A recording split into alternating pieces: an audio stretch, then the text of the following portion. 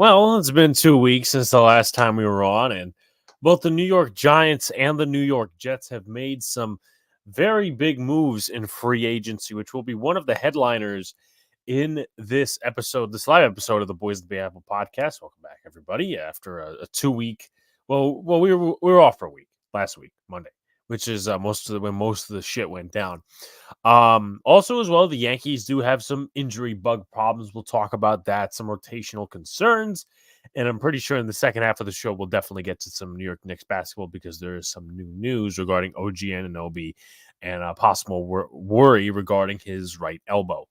However, with that said, I do have to send it over. By the way, Jacob, no, John is not dead. He'll be joining us in the second half. We are on the way to 2,000 subscribers, folks. So if you guys are on Twitter, if you're on Twitch, if you're on Instagram, not even Instagram, if you're on YouTube, if you're on any of those platforms, share it out to your cousin, your friend, your cat, your dog, your hamster, your guinea pig, that piece of shit boss that used to work for and happens to like the Yankees, Giants, and the other content we do. We'll send it to him. All right. Let's get to 2,000 subscribers and quick. Jacob, as I said, what's up? Daniel Berry Sports, what up to Mike Moran? I know he's very pessimistic about the Mets. I've been looking at his Twitter, and what's up to Mr. Scrub Zero? Luca, what's going on? Yeah, obviously a lot of interesting news throughout the last week or two. You have Anaheim free agency. Jets making some moves. I'll obviously get into all that when Sir Angry John comes on. We'll discuss our thoughts, our objective thoughts on the situation. Making some additions, some subtractions. We'll get into that, obviously. The Yankees having some injury issues. That's no surprise to anybody who's watched this team over the last couple of years. You have DJ LeMahieu with a toe issue. You have Aaron Judge with his lingering toe issue. You have Garrett Cole, who's now going to be out for the first 1 to 2 months. Obviously, the Yankees ended up lying about that injury, but that's okay. Everything's okay. Yeah, everything's okay in Yankee land. Five spot. Who's going to take that spot? Will Warren's in consideration? I know Clark Schmidt's been a part of the conversation. Can Carlos Rodon step up? And Knicks news. We're just in bad luck. Although I would like to say that I wish the Knicks were a little more transparent regarding their injury updates. That's my thoughts on the Knicks. But they've been playing very well lately. You got to give them credit.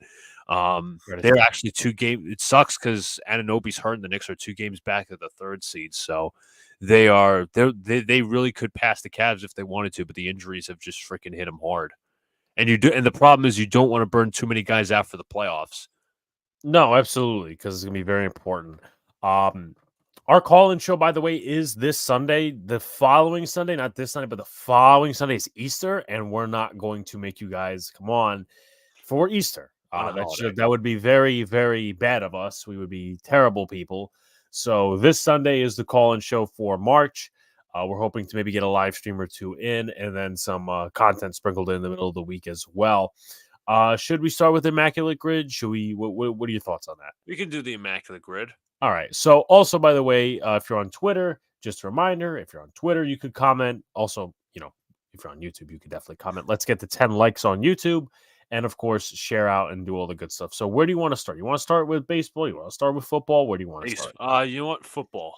Okay. Now, let me ask you a question. With the basketball one, do you want to save that for when John comes on? Yeah, sure. Okay. So we will start with baseball, right? Yes. Okay. By the way, folks, if you don't see what's behind me, it's a Yankee calendar. Yes. We're preparing for the year. Yep. John is sending out his salutes from the chat. It's what do we call it? We'll call it a PSA. Public service announcement. Well, yes, a very short one. So here we are. The first one I'm thinking A's in Tampa Bay is Grant Balfour. Interesting. I also like Sam Fold. Sam Fold is one. Okay. All right. I'm going to see if this player played in the chat. I'm going to say if this I want to see if this player played for either both teams. I'm going to go Red Sox Rays. This guy was a former Yankee. His name is Nick Green. Nick Green, what position? He's an infielder. Well, I mean, I meant to say what box? Red Sox, Rays. Okay, I didn't even know. He played 1 game for both, right? At least? Yeah. Well, Nick Green is in the prospect Nick Green or just... No, Nick Green as in the veteran infielder. So 2004 to 2013. Yeah, that's correct. Okay. So Nick Green gets 0.1%. I was thinking of that starting pitcher that the Yankees held it off to a different It's team. funny because the Yankees had 2 Nick Greens, not 1. Yeah, and I was also thinking of that one other guy that played for the Rays. He was a prospect of ours. Can't think of his name right now. Are you talking about Solak? Nick Solak. That's who I was thinking of. Okay. Yeah, Sam Fold is definitely a good option. Definitely not on a high point in the Mets this year, but hoping we'll see some of our prospects at some point. That is Mr. Mike Moran's. Yeah, Mike, I think it's going to be an evaluation year personally. Yeah. I mean, you know what's funny is back at our TV studio in the college, I made a preview video and I said that the Mets were going to win at most 75 games, and I was laughed at for that. And I'm like, do you guys realize? No, I'm not going to ask. Yeah, they're like, oh, the Mets are going to. What are you talking about? The Mets are going to win 75 games. The Mets are going to win 75 games this year. It'll be 75. It's an evaluation year. It's Mendoza's. Like, yeah, there's a whole lot that goes into that. And also, Kodai Seng is out for the first how many months? John definitely thrown in some good guesses. So, do we go Grant Balfour or Sam Fold? Did Seth Smith ever play for the Rays? I don't think so, right? It's a good question. I don't think he did. I could be very wrong. No, he didn't. Okay, so we go Sam Fold. Did Steven Drew ever play for the Rays? What about Chad Pennington? Wait, no, Cliff Pennington, not Chad Pennington. I apologize. Chad Pennington. Yeah, put that one in the list. All right, yeah, everybody put that in the books because Pennington did not play. Because, yes, Chad Pennington was the Jets quarterback, the Miami Dolphins quarterback as well, not the A's infielder who is a left-hander. Okay. So we're looking at what are we doing? You said Cliff Pennington. Fold. No. Sam Fold. All right. So I think John. Hold on. Let's actually do Balfour because you see the next category. It says played right field at least 1 game. Okay. So we'll do Grant Balfour. Here, 5%. Okay. You could have also done Chad Bradford. True. All right. So we'll do Sam Fold for this one. All right. Next category, Boston and the Reds. Matt Thornton. Did Matt Thornton play for the Reds? I'm not sure. I know John said Mike Cameron, a very good outfielder in the 2000s. Good one. Matt Thornton did not play for the Reds, so that's an option that's off the board. I would have said Bartolo Colon, but Bartolo Colon never played for the Reds. Excuse me. And he would have been dead obvious too. All right, yeah, because he played with so many teams. Yeah, no, I agree, Mike. They should not rush him back. A's, Reds. Ooh, these are some interesting ones. And I know the chat's helping us out. Mike Cameron, as John said. Didn't Brandon Phillips play for both? Even though that would be obvious. The Red Sox? No. You sure about that? Brandon Phillips with the Red Sox? Yes, he did actually. I forgot that. Yeah, you see, it pays. What's up to Crackle Nuts in the chat? Mike Morgan is another guess. See, look, this is a reasonable take from a reasonable Mets fan. Mets will win 75 to 85 games. Sure, will be bottom of the barrel, but they won't be a playoff team. Mike Morgan is one. Do you think we should go with Mike Morgan? That's Armin's guess. Mike Morgan. I'm trying to remember who he was. Cincinnati and Oakland. I mean, sure. Yeah, let's go with Mr. Armin. Okay. Mike Morgan. Holy shit, that's a long time. Like the Tim Raines tenure. Okay, so played right field. Well, I mean, Adam Dunn is a guess, but that probably is a little obvious. Edwin Juan Encarnacion, I know, played for Cincinnati. What about Mason Williams? I thought he was more of a center fielder. Well, listen, it only requires you 1 game in right field. I'm pretty sure he was a Red. I'm going to let you gamble that one. Yeah, I'm going to gamble that one. I'm going to take a look for myself. And then you obviously got to put the yeah, he was. Yep. Played 27 games in right field. Shit, what a failed prospect. Yep. 0.2%. Oh, he was a Met too. Congratulations, guys. 0.02 if you're reading that correctly. Yeah. Cincinnati right field, Reggie Sanders. That would have been a good one too. 2,000 hits, A's Miguel Tejada. That's when we gamble for 2,000 hits. But you want to go Brandon Phil? Oh, Pokey Reese is a good one. He won a World Series with the Boston Red Sox. Yep. The Browns are starting the season in Brazil against the Eagles. That's per Dove Kleiman. Now, does he have a confirmed source because he retweets every goddamn thing? Let's do Pokey Reese. Okay. All right. And then 2,000 hits career, A's, Red Sox, and right field. What position did Joe Morgan play? Joe Morgan. He was I think he was baseman. Was he a second baseman or an He was a outfield? second baseman. Yeah, second baseman. That's what I thought. You said played right field, and what category are we doing? 2,000 hits, A's, Reds, Sox. Yeah, it's A's, it's Red Sox, and it's just right field in 2,000 hits. See if Joe that Morgan. Oh yeah, we already did Reds A's. now 2,000 hits. I'm right thinking field, Bernie Williams. Okay. Let's see. I don't know how many hits Nomar Garcia Parra had, but I think that might be a little obvious. It might be stick out. Yeah. I mean, obviously Manny, David Ortiz. You could go through the list. Let me think of this guy. Okay, no, he was like 300 short. Manny, Jim Rice. How about that? I'd hold off on that, but Mike Moran says Johnny Damon. Okay, all right. We could Johnny Damon for the Red Sox. I would go A's actually. Make that a little more rare. All right, Johnny Damon. 3%. Okay, all right. We're building here. We're building. Shawn Casey, Red Sox, Reds. That would have been a good one. That would have been a good one. But I wonder if we could do Shawn Casey for the Red Sox. Maybe did he get 2,000? Probably not, right? I don't think he had the longevity. No, he was like 500 short. Right field and Boston. Right field and Boston. Wade Boggs is a good one. Yes, Barbara. Playing right field, like you could think of a zillion teams. Could Reggie Sanders work for that one? I don't know that he really got to that number. I don't think Reggie. Not. I don't think. Yeah, not Reggie Sanders. I'm trying to think of all the right field. I wonder if Brady Anderson would be one of them. No, Brady Anderson never did. I'm trying to think. Try to think hard. All right. I think I may have one, but yep, I have one. Ready for this one? If you think it's too out there, you let me know. Luis Gonzalez. Sure. Luis Gonzalez. 1990 to 2008. Yes. Oh, okay. So we got a good guess for me. All right. And then the last one is Boston in 2,000 hits. Manny Ramirez counts. I know John said Dustin Pedroia. Ortiz, Nomar Garcia Parra. Well, not Garcia Parra. I'm sorry. Wade Boggs. Carlton Fisk. You think that would be you think that'd be obvious?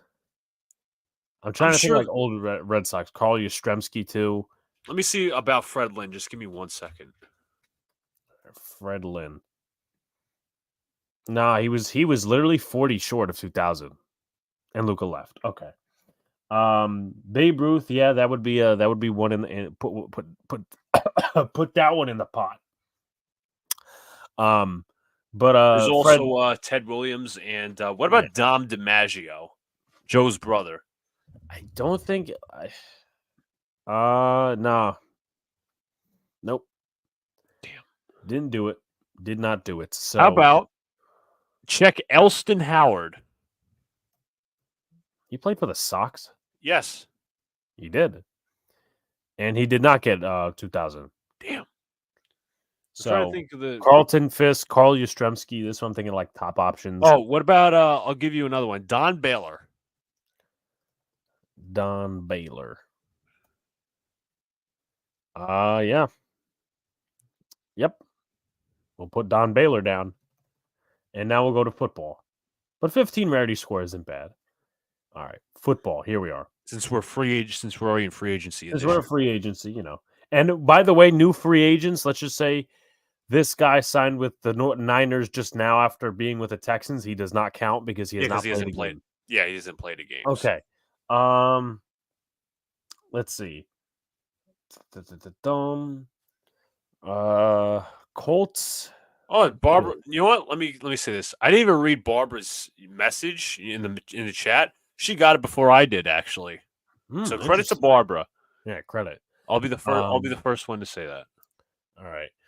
Houston. I'm trying to think of well, obviously would be Jimmy Ward would be one. What about you? Was it Hugh? What teams are you thinking of? Jimmy. Well, I mean, I'm just like spitballing. Jimmy Okay, Ward. what about Bills and Texans? Mario Williams Bills, Texans, Mario Williams. or Okay. Shaq Lawson? I think play with the Texans. I want to say you're right on that. Shaq Lawson, that wonderful Jet player. Nope. No to Mario Williams. No, Lawson. You know, it'd be interesting guess if we had another team that was like this. Vladimir Dukas. Tuh. Panthers are Did you signing. check Mario Williams though? Yeah, I'll check it up. But yes, we saw the Yosh Nyman thing. You said Mario Williams. Yeah, Mario Williams. Pretty sure he did. There's also Mario Addison. Try Mario Williams first. Mario Williams, yes. There's also Mario Addison. Mario Williams. You think? I think Addison's a little bit more rare. No, I disagree. all right. Let's chat. Mario Addison or Mario Williams. Which one's more rare? Mario Addison recently, played. Mario Williams retired a couple of years ago, if I'm not mistaken. Well, Mario Williams is a more known player. He's a Pro Bowler. What's up to Bill? Yeah, but he is one of those forgotten players. I like this one. Colts Niners. See, I get an agreement with Mr. John here. Colts 49ers, Samson Ebukam. Kind of like that one. Or you could do it with the Rams too, because he was originally a Ram. I think Colts works. All right. Well, Colts obviously, but which one? Niners or Rams? Niners. Samson Ebukam. 0.7%. Okay. All right, we'll do Mario Addison. Yes. Mario Addison. 0.3%. See, look, I already won. No, you don't know what Mario Williams' score was. Tony Banks from LA Houston. That's good. Deshaun Gibson is another good guess. Let's see. Colts, Bills. There might be some stupid quarterback that's like there. Quincy Williams. Not Quincy. No, I'm sorry. Not Quincy Williams. Quincy Wilson. For which ones? Bills, Colts. I think he played with the Bills. That might be one. Because I remember, obviously, the Jets signed him in 2020, and he was trash. He did not play with the Bills. Okay. Let me see about this guy. Another corner. Another preseason cut by the Giants. Probably not it, though. Yeah, he's not in there. Okay. Okay. All right. I mean, if you really want to go obvious, Colts, Bills, Frank Gore. Yeah. Well, you could also address that in 5,000 rushing yards. So, right. Let's see.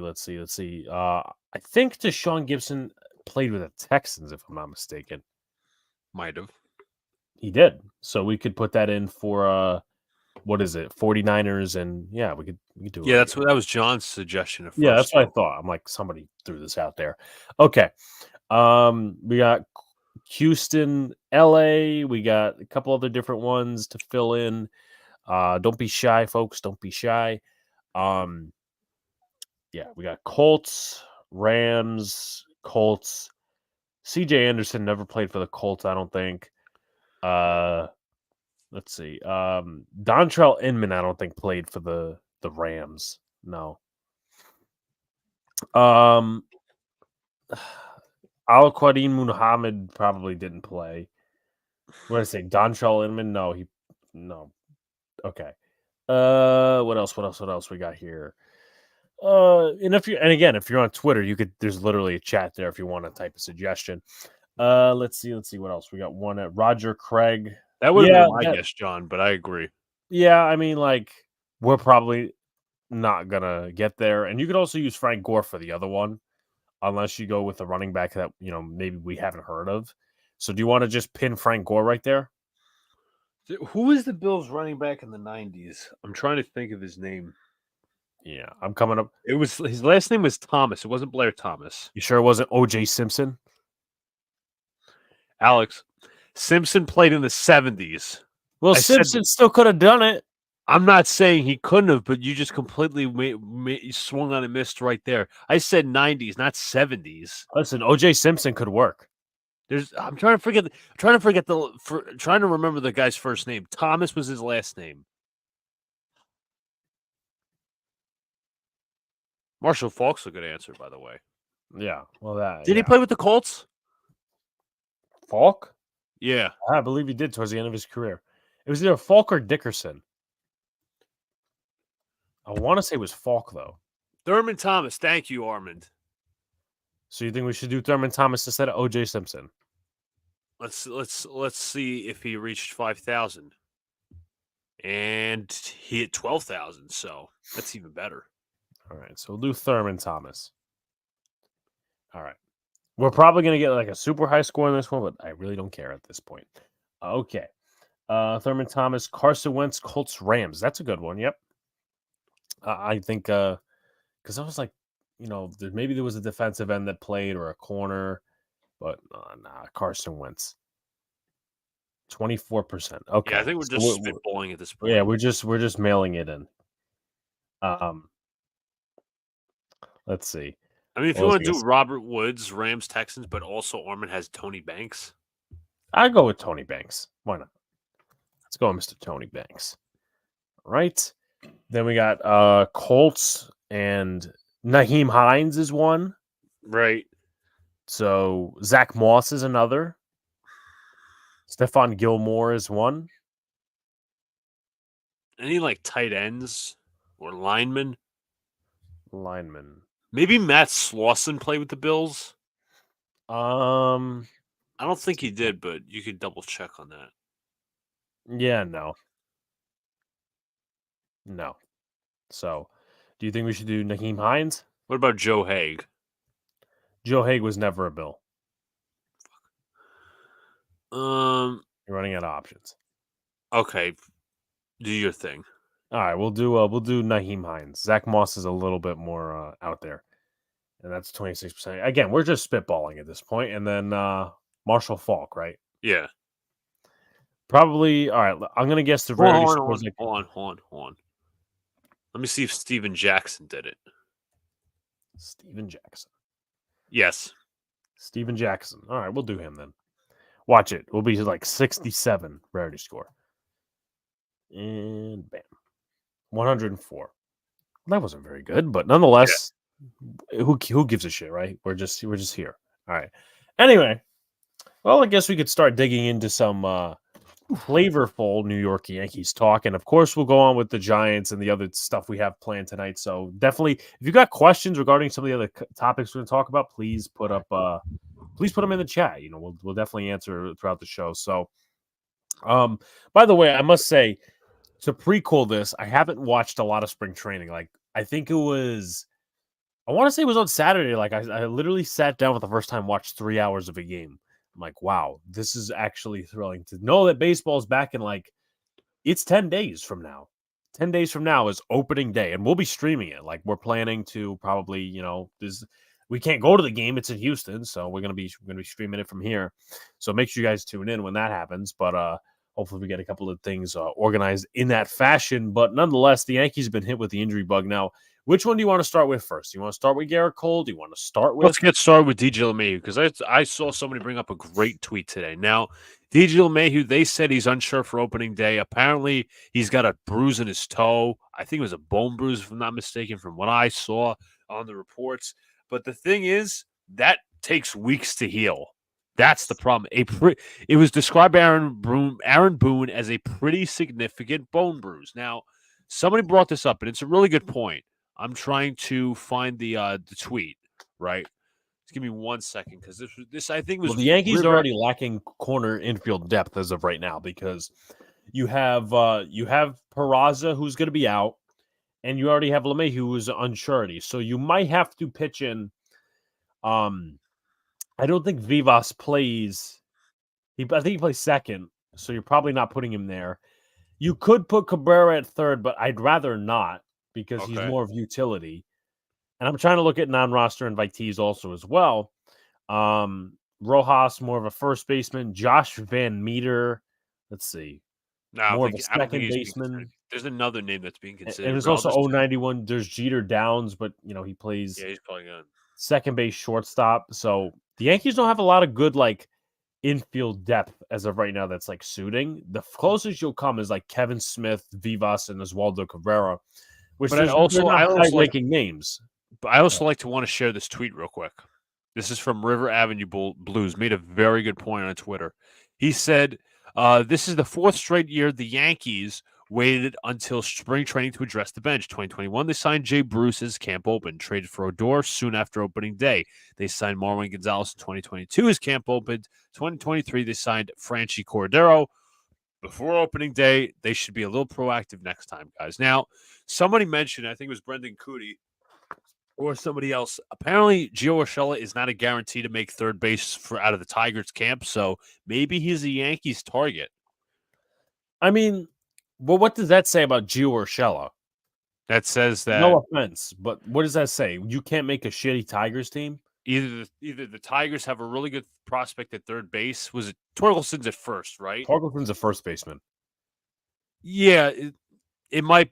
I mean, I would look into Urshela, see what's going on. As of right now, if MLB is right with their statistics, he's actually hitting pretty good. 11 hits and 35 ABs and 314 batting average with 3 RBIs.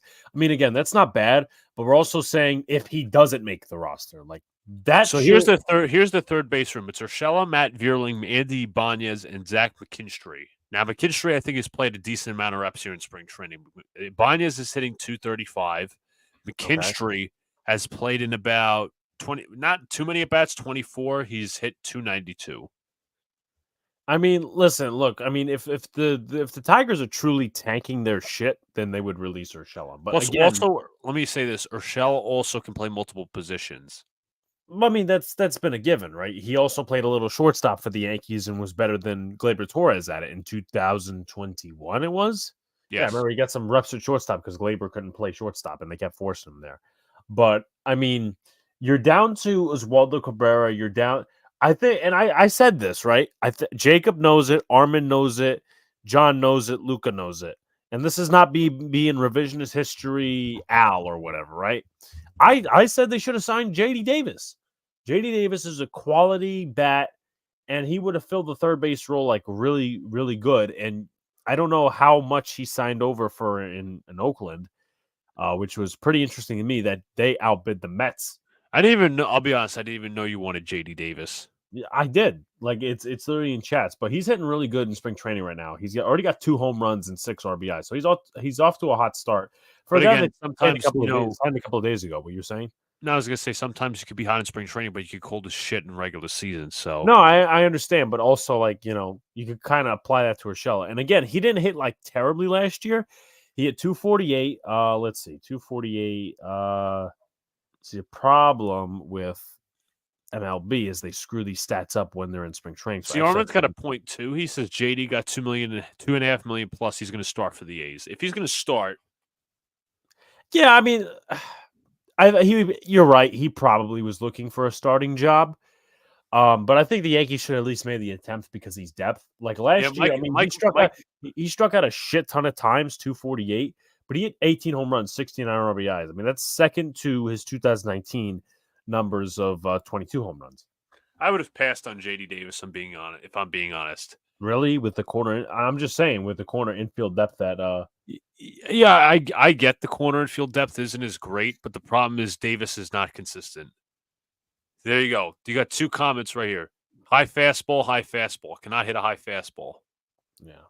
Well, I mean, also, I mean, the Mets. What was it? The Mets traded him away in the rough deal. He looked good with the Giants. Then was inconsistent. Then he ended up getting cut, if I'm not mistaken, and now he's with the A's. I'm looking at Jacob's thing because it kind of does roll into our Yankee stuff. And shout outs to Mr. Miz in the chat. What's up, Miz? Per Eric Bowling has been apparent for at least the last week. Austin Wells is a shoe-in to make the roster out of camp, and he may well end up being as the primary catcher. And the same can be said for Trevino, barring any injury, of course. For that reason, there's been buzz among rival scouts. The Yankees reserve catcher Ben Rorvet, who is out of options and breaks, therefore would be exposed to waivers and likely claimed if he's not on the roster until before camp. What's his name? Has Trevino played yet? Trevino's played. Okay, Trevino hit a homer a few days ago. Okay, so good. I think Have him and not Rorvet. Austin Wells as the catchers. I have I mean, no he was a problem backup putting. most of his career in Texas anyway. Yeah, and Like, he's probably the better defensive one. But you know what? If you want power, it's Austin Wells. and you have nothing to lose. You literally have nothing to lose. And I said this. I literally made a video. I think it was either before spring training or around this time spring training was starting. I'm like, look, Austin Wells should be the starting catcher. Like, enough of this stopgap nonsense. Like, not that I don't love Jose Trevino. I mean, he had a down season last year, but he got exposed. Yeah, he got exposed. And Ben Rohrvet, he hasn't been great during camp. At least I think he's hitting very poorly. Again, I could be wrong, but I'm pretty sure by the way I'm looking at it, he's not playing too well. But like, back on my point, and again, I understand where the Met fans are coming from about JD Davis, but that's depth. Like, I would take that over an Oswaldo Cabrera in terms of that depth. Cabrera needs a bounce back here. First of all, Cabrera does. We said that on the Yankees offseason stream. Yeah, Cabrera needs a bounce back year. I don't like. There's going to be a lot of competition at the back end of this roster because you have Trent Grisham, who's a shoe-in. You're going to have Austin Wells, who's the backup catcher. So you kind of have to like sort out your bench. And, Peraza's obviously not going to be on there. Jahmai Jones, he played a little bit in the Saturday game. He actually played pretty well. So Jahmai Jones, I don't think would be like in serious consideration, but you have Cabrera, Grisham, maybe one more guy, and you have Austin Wells, or at least your backup catcher. So who's that backup corner infielder going to be? Like, and then Jack Curry was talking about it on the Yankees broadcast on Saturdays. Who is going to be that backup shortstop? Because the Yankees don't have a pure backup shortstop. They don't have IKF. Yeah, they don't have IKF anymore. Like, he can't. Like, he was a guy who played multiple positions. You don't have him anymore. So, I think at this point, probably like Jeter Downs could be, but he's not wowing anybody in spring training. Vivas is more of a second baseman. Yeah, if I'm being honest, I'm not a fan of him. Yeah, I mean, Jeter Downs was very disappointing. He was supposed to be a top prospect he was in the big Verdugo trade that landed Mookie Betts in L.A. He disappointed in Boston because he was supposed to be a top prospect with the Dodgers. Came over to the Red Sox, disappointed. But so the Yankees list their shortstop depth chart like this. Obviously, it's just Volpe and Peraza, but their infield. The rest of the infielders, you got Torres, LeMahieu, Cabrera, Peraza, Jahmai Jones, as you said, and Yorbit Vivas, who's now in the minors. Yeah, and you could also possibly put in there. You could put in there maybe a Greg Allen. You know what? Here's another guy that's been playing really well, Oscar Gonzalez. That's true. He did some good things on Saturday, and he's been hitting. Let's look at the average: 333 in a total of 39 ABs. I mean, let me ask this: he was the guy who hit the walk-off homer against the Rays in the wild card game, right? All I know is he had some hit against Clark Schmidt in the playoffs. Yeah, that's probably who he is. But I wouldn't be surprised because there's Oscar Gonzalez and there's Oscar Mercado. So Mercado's the infielder, I think. Okay, all right. No, he's outfielder. He's an outfielder. I thought he was, but he's in a different. Mercado is in a different organization. Gonzalez is in the Yankee organization. Yeah, no, Gonzalez is the one we're talking about. So I think Gonzalez could possibly pry for a roster spot along with Grisham, but you have to force Cabrera as an infielder. And I don't know, like, honest opinion, in the way you've watched Cabrera since 22, what's his best positional fit? Because it's not outfield. I think he is more. I think he is more glove valuable than bat valuable, but I don't think there's a certain position. He's more of a utility guy. Again, people compare him to Marwin Gonzalez or Ben Zobrist. Let him be that guy. There's no exact position where he could just pigeonhole and play. Gonzalez had the Tampa home run. SpongeBob theme. Oh, yes, the SpongeBob music. Yeah, I forgot about that. When he signed, I originally forgot about that. But, I mean, he probably tries to make a spot. I don't know. It's just like, I mean, we got a show next week, so we could do like roster predictions if we want. But also at the same time, it's just the Yankees need a backup like shortstop or third baseman. They don't have that on the roster right now. And it's hard to think kind of what Jason from River Ave was talking about that in that tweet. He was basically saying they addressed it late because every one of those guys, to my knowledge, was off of the roster, or at least most of them, when the Yankees approached them about being a bench player. Yeah, Like, Cordero was on the Orioles. Yeah, Cordero was on the Orioles. I don't know what Bruce was doing. Bruce, I want to say he was in spring. Bruce was with the Yankees in spring training, but they traded for Odor after opening day. Yeah, they traded for Odor, and then I forget who the other guys were. Cordero, Marlon Gonzalez. And it's not like, and it's not just the situation of you need a backup shortstop, you need a backup third baseman. You need one of those guys to start on opening day. Like, you need one of those guys to start because LeMay, and it's not like you're going up against some bum team. You're going up against the Astros, who, yes, they have a couple of missing pitchers, but at the same time, like, they're going to play up to the part. Like, I don't expect that team to really take a step back other than the rotation. So, but I would, if you asked my opinion, Luca, I would probably go out and say, hey, they probably start Oswaldo Cabrera at third base on opening day. Fair enough. Like, I just don't see it any other way. Unless they throw Peraza in there, which I don't think is happening. I don't know that Peraza is healthy. Like, he has not taken a swing this spring. Yeah, I think even if Peraza is healthy or not, he's not getting a shoe in the roster. The Yankees absolutely just don't like him for whatever reason. Yeah. And his value, and let's be fair, this is another project where his value is going to be low when he gets traded. What's up to Sunil in the chat? He goes, Axel Luca, let's have the I don't know what you mean. Me and my 50-year-old one EFIS pitcher on. Listen, we were competing for 5th spots in the rotation here. Okay. Okay. Peraza, you're right, Jacob. He is out 3 to 6 weeks. I forgot. That's what I said. He's probably not going to be in here. But no, I would probably say, which fifth rotation spots could be something we talk about next within the rotation itself. Yeah. So do you want to start? Because good headliners, Sunil. Should we go to the 5th spot because there's a couple interesting nuggets, or should we go to whether the Yankees not spending on a pitcher is good or not? Well, aren't they kind of intertwined? Yes, in a way, they are. You could say, but what point do you want to start on first? Let's go with the pitching aspect.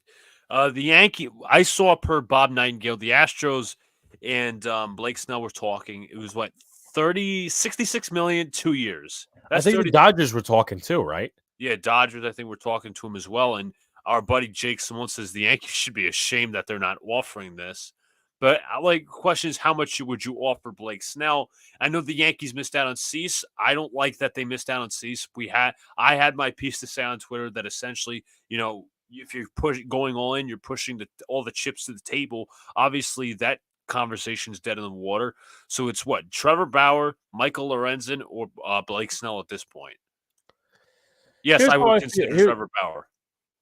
Here's how I feel about the basically, like, I wouldn't mind the other two. I know Bauer's got the whole. I'm not even talking about the blackballing and all the other stuff. You're right, or Monty. If he wants to come back, I'm not talking about all the other stuff that's with Bauer. I'm talking specifically about.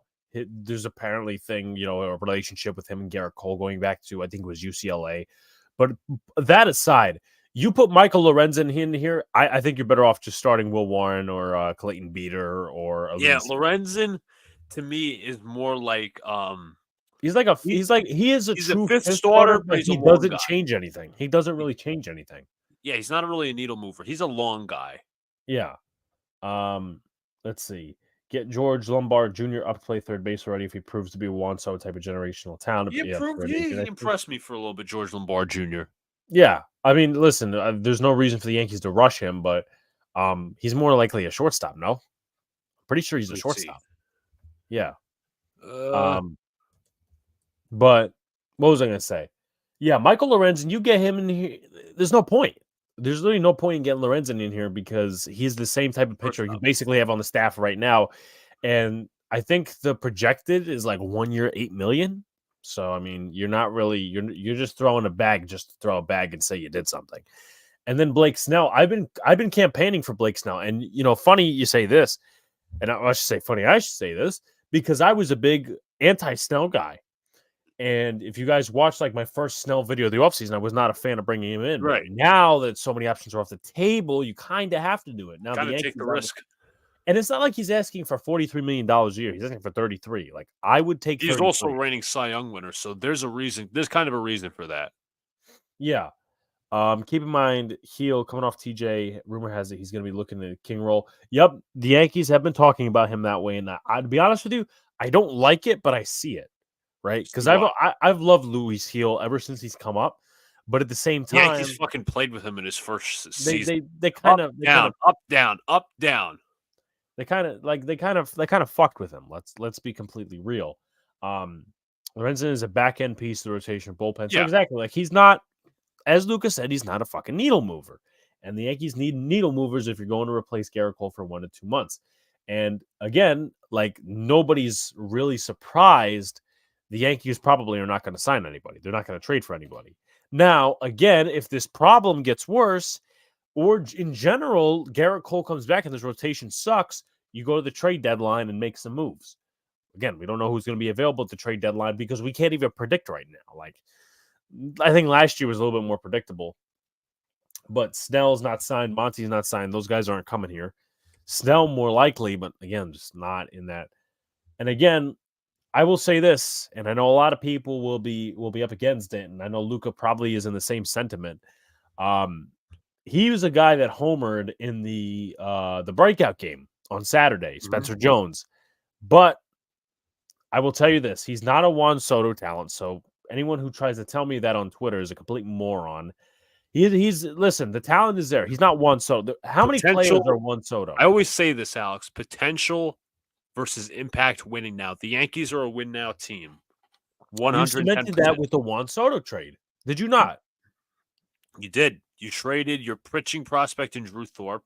And Drew Thorpe's now with the White Sox, if I'm not mistaken, because he got shipped over. Yeah. Was a second team this year. But you pushed your chips to the table with Juan Soto. Why not with a guy like Cease is my question. And I got this argument, and I was going back to the Corbin Burns thing because it was that report, right? The Yankees did not want to give up Spencer Jones for Corbin Burns. And how many times have we seen that? The Yankees don't want to give up said prospect. Yeah, listen, look, again, we've seen that with the Volpe. We've seen that with a whole bunch of people, in the rotation or just in general with the Yankees prospect system. But what I'm saying is this. The Yankees solidified that they want to win now with the Juan Soto deal. That's not something where you trade for somebody and you have a cemented window. No, the window ends this year. I've talked about this several times. That's why the Yankees must win the World Series this year. And this is not me being a Yankee boy or a fanboy and all that other shit. No, the Yankees cemented that they want to win now. And I don't think the Yankees will fire anybody if they don't win the World Series, just because that's kind of their attitude the last few seasons. But Juan Soto kind of accentuates the chance to go to the World Series. And you got to put in all your pieces. And you know what? If it doesn't work out, you ship off guys. The point is you don't want to waste these guys in their prime. Judge, Cole, Stanton, even though that's a debatable. He did hit a rocket on Saturday, though. Soto, obviously. And I got this argument from a couple of different people. It's like, well, Corbin Burns is not signing an extension. And was Juan Soto signing an extension? No. Not as of right now. He's going to test free agency just like Corbin Burns. I said this too. I don't know if you just mentioned it. My bold take is Corbin Burns does not test free agency, and the Baltimore Orioles with their new ownership are going to push their chips to the table and say, hey, you know what, bro? We're going to pay you like one of the top pitchers in baseball. You're going to stay here in Baltimore, and you're going to compete with the rest of our team because we see our pitching as a weakness. Yeah. Boone is out of a contract after this year. Is he? Because he signed the contract of 21, 22, 23. It was like a 4-year contract, if I'm not mistaken. I want to say it was a third year and then an option. Right? Let's see this. Like remember Aaron Boone contract. Yeah, you'll look it up. Club option for 2025. 3-year contract through 2024 with an option for 2025. So this is like it. Okay. All right. Sunil says Juan Soto came up with the Nationals in 2019. Nationals won it all that year. Yeah, I mean Bryce Harper was another one, but I mean that's a little bit of a different entity. Mike Moran has a good question. I think you asked me this on Twitter, but I'll answer it now. If they plan on Soto, Dominguez, Judge being the outfield going forward, why do they need to hold on to Jones? And you know what? I have also another thing to point out because Mike is reminding me of something that some guy, kind of, was part of this debate, and he threw this in my face. First of all, to answer your question, Mike, they'd probably send Judge to be the DH most of the time in that scenario. If they kept on to Soto, if they kept, Dominguez, obviously, and they still want Jones, Judge is your DH. And, you wouldn't have to worry about the leg wear and tear and all this stuff, but it also requires you to move on from the Stanton contract. Like, that's pretty much there. It's a given. Now, here's another one I got on Twitter, and Luca is kind of new to this concept. Maybe he is, maybe he isn't. Oh, you could just move Spencer Jones or Aaron Judge to first base. I heard that one. I've heard that one. Aaron Judge playing first base. I think that's going to happen when pigs start fucking flying. Aaron Judge is not flexible. Like, you need flexibility to stretch.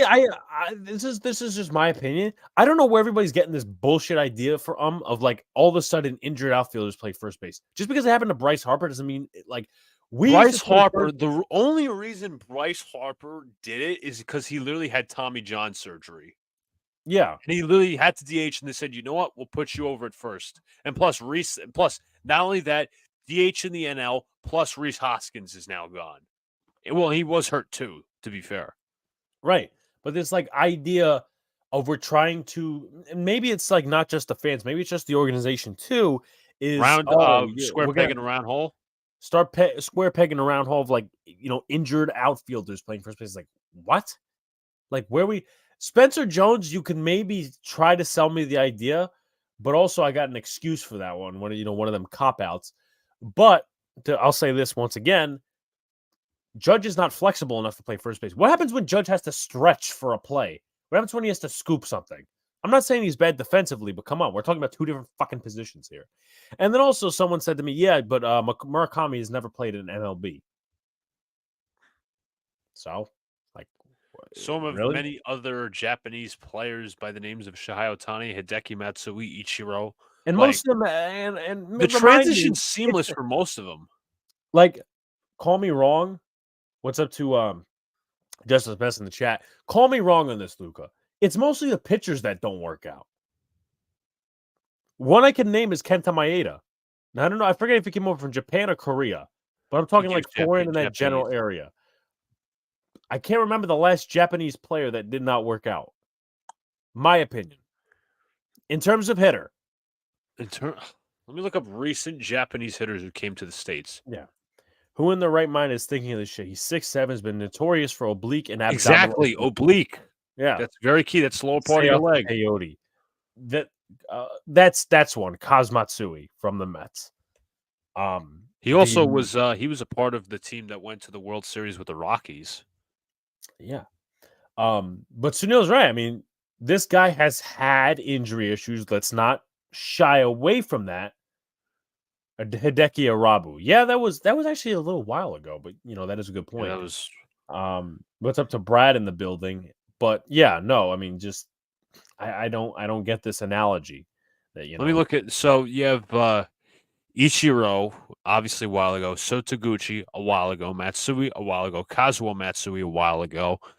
Tadahiro Iguchi won a World Series with the White Sox. Norihiro, I don't even know that guy's name. Akinori Irimura a while ago. Kosuke Fuku, and we're talking about Japanese players. It's the same. I'll tell you this: it's the same transition for Korean players. I'm just trying to look through. Fukudomi was a guy who didn't work out. The dude. Well, I mean, you could also say that's right. Korean. Jacob's absolutely right. He did. Li did start that. Yeah. What's the dude that was with the Pirates recently, and he was with the Rays, and he came over.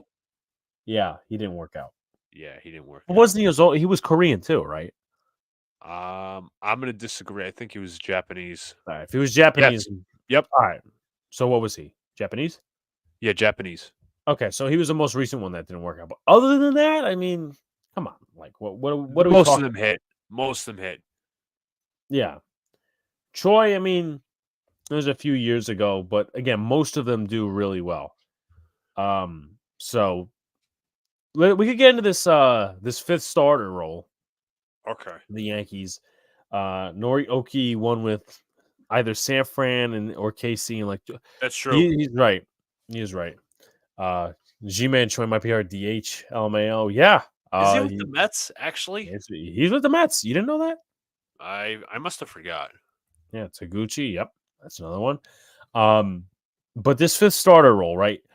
Who are you in? First of all, I want to elaborate on my analysis earlier. I don't want Luis Heel in the bullpen, but I think he would be good for it. And that's like a oxymoron. To me, Because I've always liked Luis Heel as a 5, right? I have.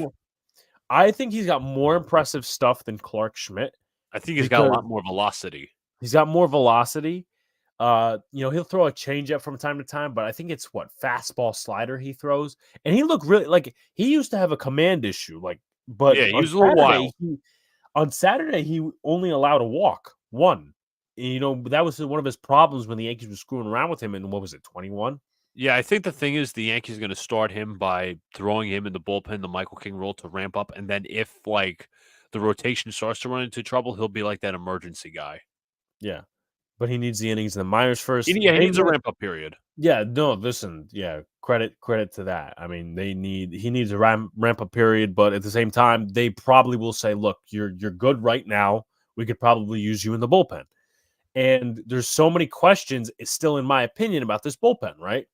I'm taking a look at the roster right now. Clayton Andrews, he didn't do so well because the Yankees, let's remember, they did blow the lead one of those games. I think it was the Toronto game, actually, that they blew the lead, and Andrews was a part of that.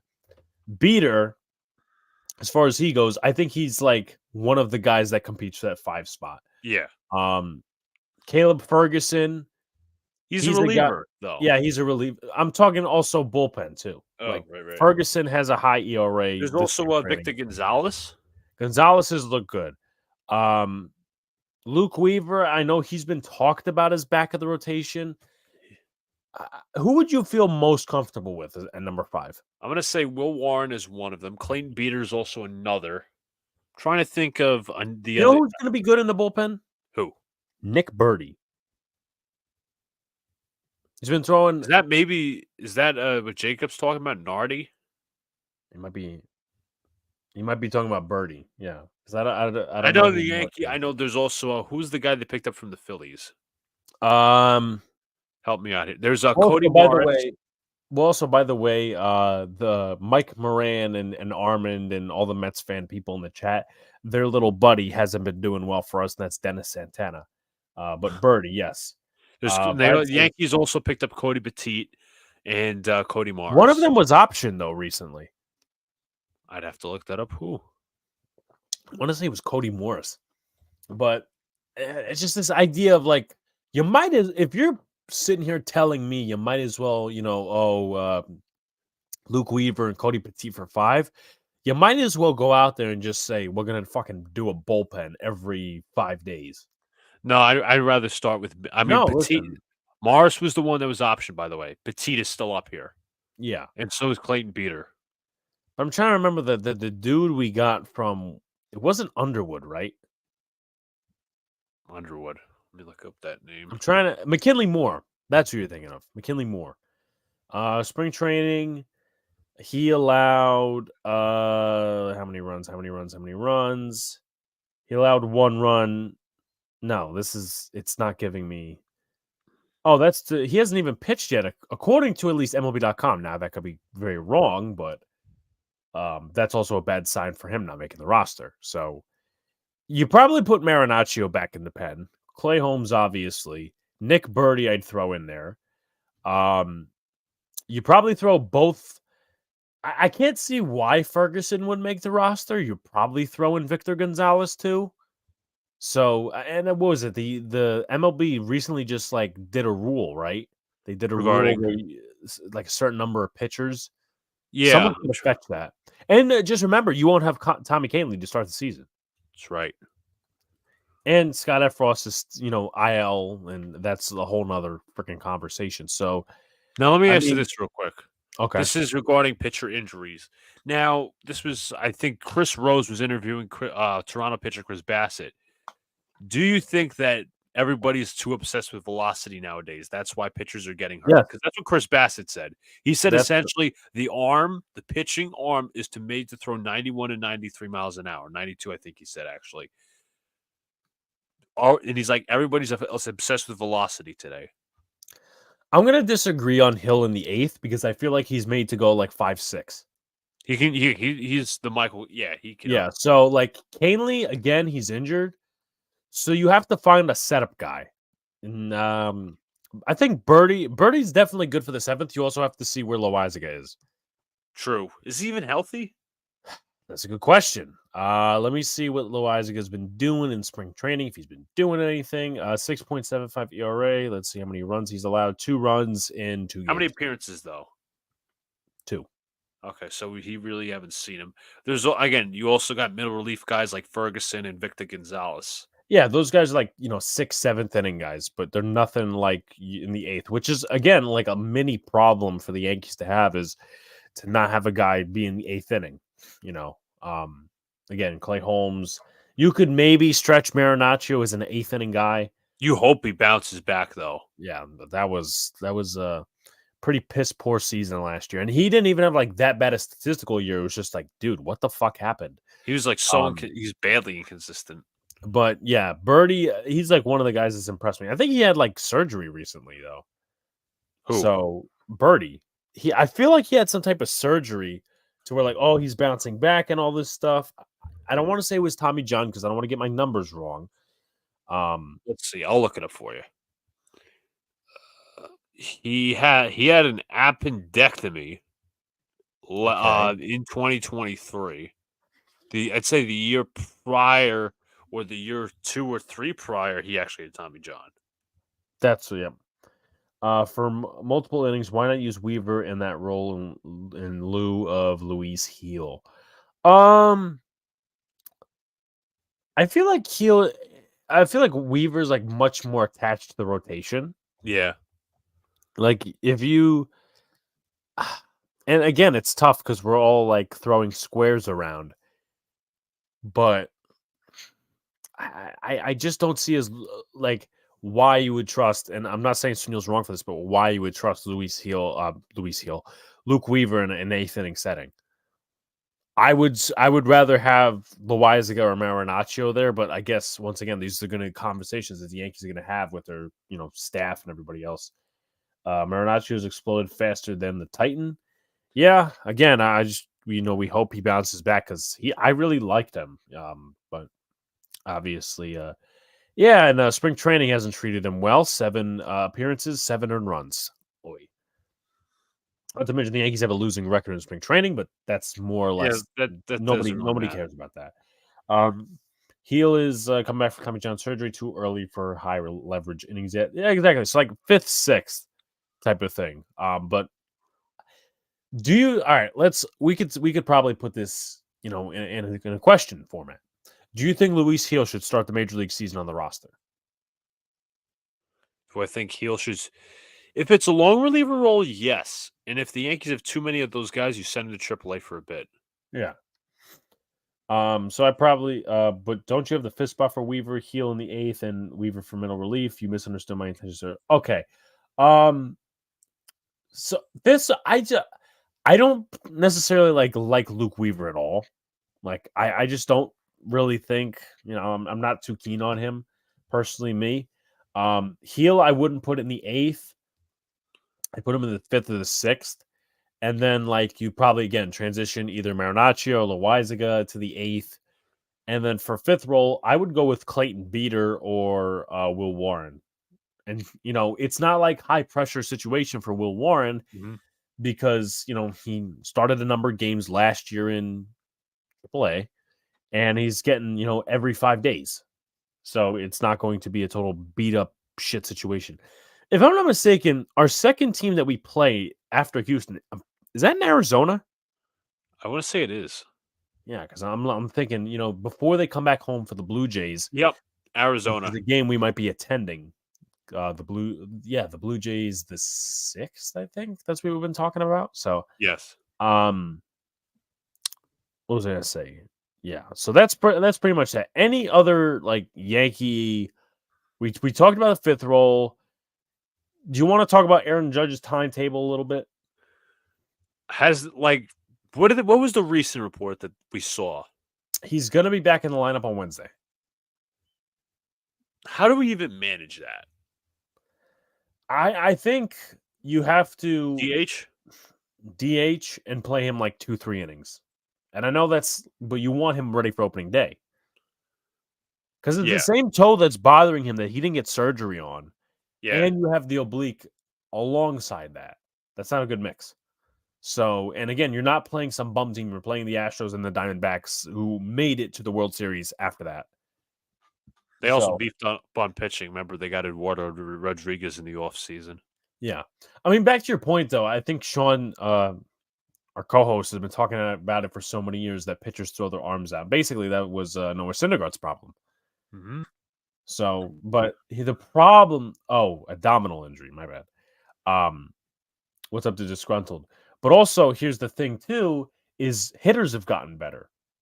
True. So you really have to intensify your slider and your breaking shit rather than you obviously look at MLB nowadays, the pitchers, it's not just about velocity, it's a lot about movement on the pitches, sequencing, as I said, movement and break, all that stuff. Like the little in-between stuff. Yeah. By the way, let's get to 15 likes here on YouTube, and shout out to everybody who's tuning in on Twitter. A lot of Twitter audience. Damn, Sunil's story throwing shade at the Blue Jays, and I actually kind of agree with him. Listen, I believed in the Blue Jays hype in 22. I did not believe it in 23. I will not believe it in 24. They're always set to disappoint. All talk, no action team. They say shit and they can't back it up. Especially that very tubby first baseman. And he's look, Vlad Guerrero's hell of a ball player, but listen, they can never. They're like, I don't think he's a top 5 first baseman. Defensively or offensively? Both. Like you're talking top 5 in the league. Remember, we just think about John's video, right? Defensively, no. Offensively, you could make a case. In my opinion, I was gonna say overall, like Alonso, Paul Goldschmidt, Matt Olson, Freddie Freeman. Missing one more guy that last year he really when you're talking about Vlad Guerrero Jr. numbers, he kind of 26 home runs. That's not really where in my opinion, he's only 30, 40 home runs. So, and he only struck out 100 times last year, and he always draws the walks. But I'm just based off last season, you could make that argument. But, any final thoughts? Not in regards to Mike Moran says also Yandy Diaz as a top first base. He's a first baseman. I thought he was a third baseman. No, you're probably thinking. I mean, I think you're probably thinking of. You could argue top. You could possibly argue top. Yeah, Yandy. I think Yandy is underrated because he's on a Rays team that doesn't really get much attention. That's Yandy Diaz, 330 batting average last year. Wow. So yeah, you can definitely put him in that conversation. John Schneider is the epitome of Shane. Right, I remember that. I remember that. Oh yes, I remember that. Yeah. What an asshole. Is he still with my music? Yeah, he's still the manager. He is still the manager. But with that said, any final thoughts on the Yankee aspect? I think we covered it all. Okay. I think obviously next week will be more about roster predictions and all that jazz. Yeah, I think we should bring some to the table. And then obviously we'll get to talk about the following week, what they actually look like on paper and, all this other nonsense. So let's talk about the team behind me. And I know Luca will join me in analysis. The New York Giants in free agency. Alex Manoah owns every damn Subway in the GTA. Subway, McDonald's, Domino's, any fast food you think of, Pizza Hut. Listen, he's there. Papa John's. So the New York Giants have made a plethora of moves in free agency, and I think the biggest one, Luca, is going out there and trading for Brian Burns. Now, I would,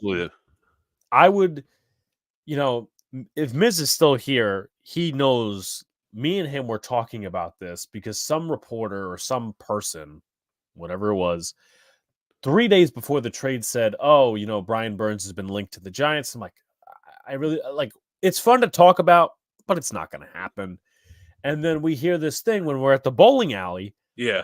On Monday, this reporter comes out and says it's basically on the 1 yard line. Not that they said that. And then the Yankees. I'm still mentally in baseball.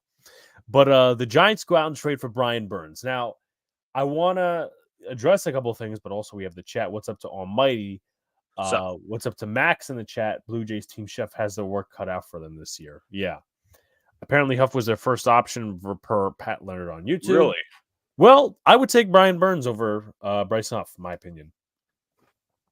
I don't think that's I really don't think that's worth much arguing about, but nonetheless. So I've seen some tweets mostly positive, and then some just like questioning the whole role. Now, Brian Burns was given up for a second and a fifth next year, which is the equivalent to what you gave up for Leonard Williams, which I think is a steal, right? I felt like, the one thing I'll talk about Joe Shane, one of the many things I'll talk about Joe Shane in a positive light is he trades players for players without you even knowing about it. He traded He traded for Darren Waller and gave Kadarius Toney basically. And then he traded, basically got Brian Burns for Leonard Williams if you look at it from a picks aspect. And I like that because I don't really think a lot of GMs do that. They just trade picks for picks and all this other stuff. But now the Giants are back in a situation to where they were, at the start of actually even last year because they didn't get that extra second. So now you're in a, 1 through 6 rounds scenario. And a lot of people, you're like, I thought the Giants were rebuilding. Personally, me, he gives you a window, though, as I said. You have the window. You have the window. I mean, to me, what I'm thinking is you take away a second round pick because that basically is an edge rusher. I don't think outside of the first round, I don't think that there were like any of these dominant edges that you'd be picking at 39. Brian Burns on the table. You get him. He's 25 years old. He's embraced this spider thing, and it's gonna be a good tagline for us New York Giant fans if the Giants ever win again within the next few years. But I've seen a lot of these concerns of, this is more of a win now move. And Luca kind of said it, I'll also say this real quick. 3 years are guaranteed. Go ahead. I was going to say also, you wouldn't, let's just say the Giants draft a quarterback this year. They're not going to be competitive. Like, oh my God, they're going to make a playoff spot. They're going to be like 6-7 wins. Let me say that because you guys also have an easier schedule. Let me also mention the fact that I don't think you guys would trade for Brian Burns if you were enduring this long rebuild. Rebuilds don't take 5 years anymore. They take 1, maybe 2, maybe 3. So at the end of the day, Giants still can draft their quarterback. But at the end of the day, I think Burns, massively improves your defense. You not only have 1, but 2 excellent pass rushers. But the thing is, you don't make that trade without knowing that, okay, Joe Shane doesn't make that trade if he knows the team's not going to be competitive within the next 2 years.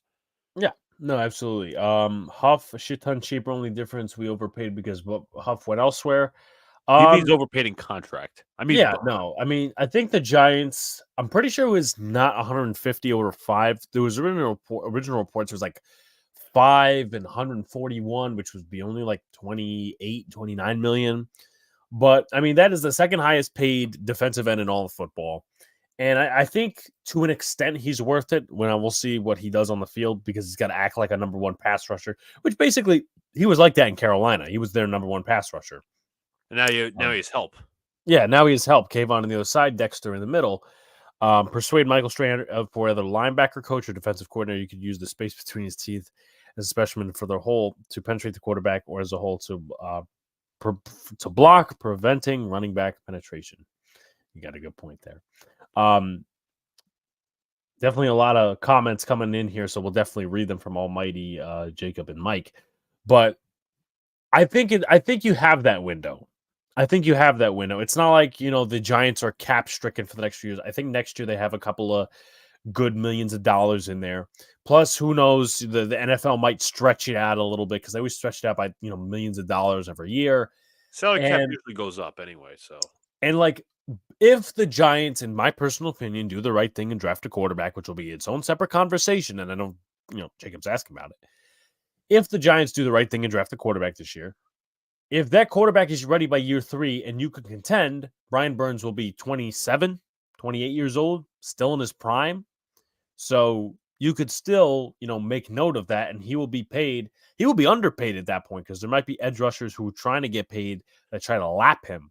Now the question is it a descending or is it an ascending or descending contract? That's a good point. We're going to take a look at that on Spot Track. I know Over the Cap does it. I also want to look at these comments real quick. Mike Morant says Giants are in a transition year since it would be hard to win a lot of games with the rookie quarterback anyway. That's true. Jacob says biggest thing for me is that he's on the field, unlike Aziz. That's very true. That I think the Giants understood that pretty well.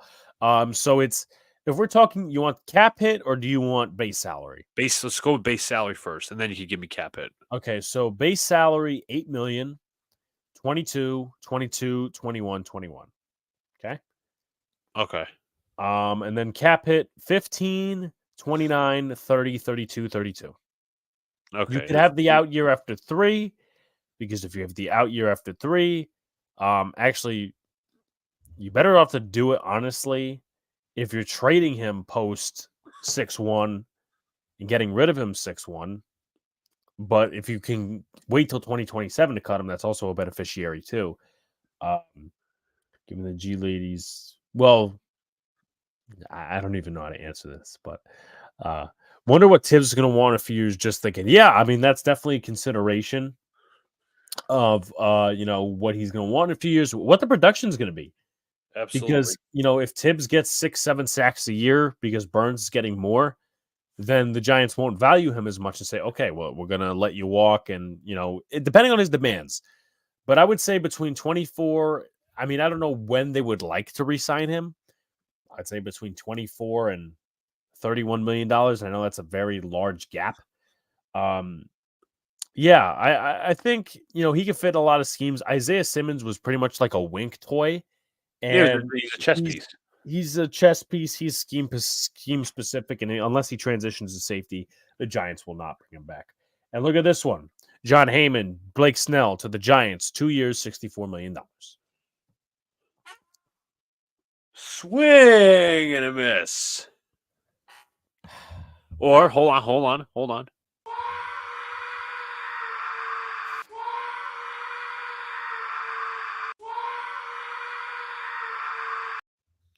There you go. An opt-out. With an opt-out. $62 million. So it's $31 million. I don't know. Yankees fell asleep on that one. I think we're going to draft a Dunze. Yeah, we're going to get some quarterback conversation too. Waller and Jones are off the books. You're all good. Yeah, don't worry about it. Off the books next year is going to free up a lot of money. What the hell's even going on with Waller? I don't know. I'm saving one of Jacob's questions. But I don't think Yankees are about as all in as the Cowboys. Yeah, I mean, the Cowboys actually signed somebody this free agency. I think they signed one player. I have no idea who that is. Sunil probably knows, and we probably don't. Hell, they released Michael Gallup, I think, or did they not? Yeah, they did. They cut Michael Gallup. When is Kayvon eligible? I think after his 3rd year.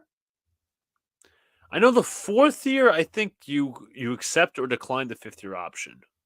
Yeah, so I want to say after his 3rd season. So it'll be after this year. Season.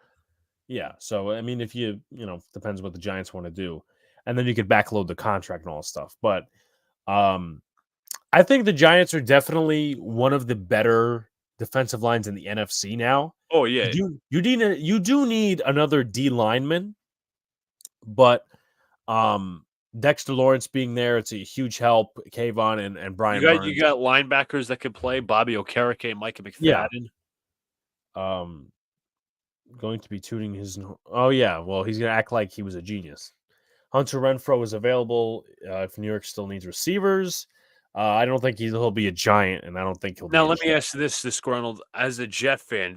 I'm diverting this conversation real quick. What is your little your analysis on Hunter Renfrow? Do you think like he can still start? Because I know he had some troubles last year, and Vegas, and I know a lot of Jet fans want him in the slot receiver, including me. And I Yeah. wouldn't mind him, but continue. Just Yeah. ask So yeah, no problem. Luca Jacob says, Luca, you might overpay for Mike Williams. I know that will be definitely a subject see. topic when John comes on. Need another corner and safety. Safety, I'm not too concerned about. Corner, I am. I feel like Akello Witherspoon would definitely be a good signing. I don't know why he hasn't been signed because he had a really good year with the Rams.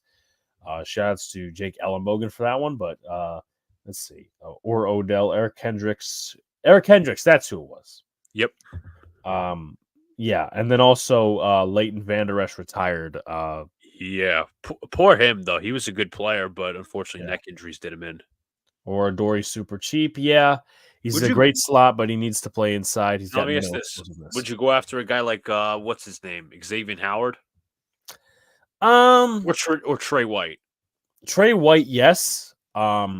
Xavier Howard, I guess I would. It depends what his fit is. If he fits a zone scheme, which is basically what Miami ran last year, yeah, I would go. But it's a very different, like the Fangio system and the Bowen system, I don't think are anything alike.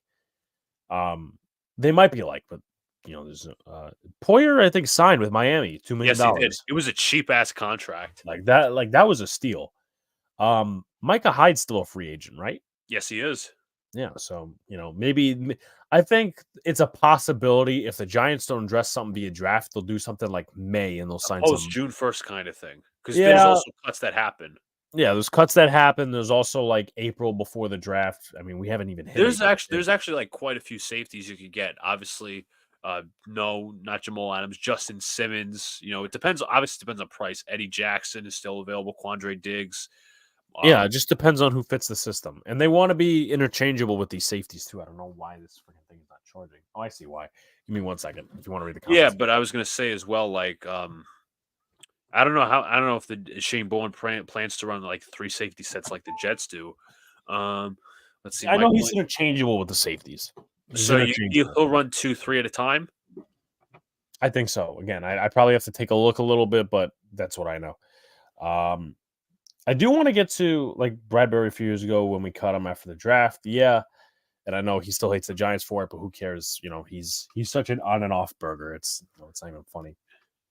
I do want to get to the offensive line though. And I know there's some questions, all these other different things. The New York Giants, my favorite move outside of Brian Burns is signing Jermaine Olumenor. Now, if anyone saw his Twitter, he's been really excited to come to the Giants, and he's a guy I've had my eye on pretty much since the start of free agency, and even before that because he's had this connection to Carmen Brasil. He's a really solid right tackle. He's better in the running game than he is the passing game. I figured as much. Yeah. $7 million a year. That's good. 2-year contract, $14 million, So I expect him to come in and compete. Let me say this right now. I mean, we obviously signed John Runyon, Austin Schlobin, and Aaron Stinney, the backups, which they will compete with Josh Azudu and Marcus McKeithen. McKeithen, I don't expect to make the roster. As far as Azudu goes, he's on the cusp, so you'll be hearing about that once July comes for another roster bubble video.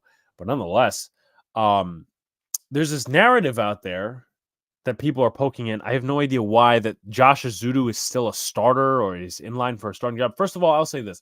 I had a little debate with somebody on Twitter a couple of months ago, maybe a couple of weeks ago, actually, to make it a little bit more specific. And I'm like, someone's talking about, Josh Azudu shouldn't be out of the conversation. I'm like, why shouldn't he be out of the conversation? 2 years with season-ending injuries. Like, yeah, the NFL is a faster-moving league to where the MLB is like, you come back from an injury and that's fine. No, like the NFL's, and especially when your ass is on the line, when you're either picking a quarterback, you're not picking a quarterback, you need protection for your quarterback. You can't depend on Josh Azudu. Like, you cannot do that. So, and there's this little mini narrative of, he's still technically a starter. No, he's not. I promise you that, because you don't sign Olumenor $7 million AAV to go and sit and be a backup. No, he is a capable starter. John Runyon is a capable starter. Now, is he the greatest? No, he's probably an average guard at best. And then you also have Evan Neal, who many are slotting in at left guard, right guard right now, and I'm not against that. We'll see what happens when mini camps and training camps come, because I don't think they'll show us anything in mini camp. How much did Olumenor get paid? $7 million over the next 2 years. Okay, and John Simpson for the Jets was paid $6 million. That's starter money. Yeah, exactly. Brian said yeah, Stinny is pretty solid. He's depth. Yeah, and also I got to read Sunil's comment. I watched some film on him. I also got Brian's comment. Brian says that he struggles against the bigger defensive tackles and like better competition. He's a backup, but like I think he's better in the running game than he is the passing game. Yeah, he is. I know that. Okay. Isn't Neil Turnstile? Yes, but they want to give him a shot at guard because he can't compete against speed rushers and he's got a balance issue. And also he has a new coach, so. Yeah. What's up to Mr. NYG in the chat? What's going on, man? I know I'm going to be brutal here with this take, but I've lost all hope for the Cowboys season with Dan Quinn getting poached. Just about every good defensive player in Dallas in 23, not named Micah Parsons. No playoffs. No playoffs. Okay. All right, Sunil. McCarthy is fired in 2024, Wade Phillips style, and all hell will break loose in Dallas. McCarthy is probably not getting fired. Well, I can't rule that out. Yeah, you can't say that. I can't say that, but they'll make the playoffs. Trust me. They'll be a bounce, like they usually are. But Washington is not winning this year. The Giants are not winning this year. And Dallas and Philly, but it's like you almost want to say the division's up for grabs because I think the Eagles are going to take a downfall because they lost 2 leaders in Fletcher Cox. They also lost Jason Kelsey. And, you have that. Obviously, they signed Bryce Huff, which is an amazing sign. Obviously, I'm salty about that as hell. But I just don't think after the events last season where there were reports starting to come out about Nick Sirianni being toxic and favoring other players, I think this is going to be like one of those years for Philly where the shit hits the fan. Yeah, no, absolutely. And I will say this right now. I know maybe on Twitter I didn't really. On Twitter I did. All right. YouTube not really. I could give 2 shits about Saquon going and leaving. I could give 2 shits about Xavier McKinney leaving. That's my opinion. Plus, we talk about shelf life. With running backs, how long is Saquon going to be an elite running back for? And plus, he's got it again. To be fair, injury history. Yeah. Y'all doing draft? Yes, we're doing the draft, and we have some big plans for day 3. I'm not going to reveal that, but day 3 is long. We have some plans. Let's see what else we got. DC is like shit rising from the commodes with Win a head coach. Don't count them out. But what's Dan Quinn's first year going to look like him as back as a head coach? I thought it wasn't a bad hire. I'll tell you that right now. I don't think it was a bad hire. I think Dan Quinn deserved another chance, but we have to see. We have to see. Yeah, I wish I would, Jacob. Cowboys on offense don't really have weapons outside of CD. They'll be better than us still, but I mean they got Ferguson, but they don't. Yeah. That's right. They don't really have. Eliminor is an effort guy. He's worth the contract. They also lost Tony Pollard too. So who's their running back? Deuce Vaughn. Yeah, Deuce Vaughn. And Dodo, I don't think re-signed. Who did Alexander Madison sign with? Raiders. Okay, that's what I thought. I'm fine with us using money on Burns instead of Saquon McKinney, who play more luxury positions instead of premium positions. Thank you. It's diverting, your money and your assets to more important positions. Again, the trenches are more important. You guys need to fix that. You got that. Yeah, and Brad's right. We play in a very sucky conference, and we'll play a sucky division, but we play in a sucky conference. Okay, thank Rico you. Dodal did re-sign with the Cowboys. Yeah, but that's not much of anything, to be fair. Zeke would there's 2 things that I'll say.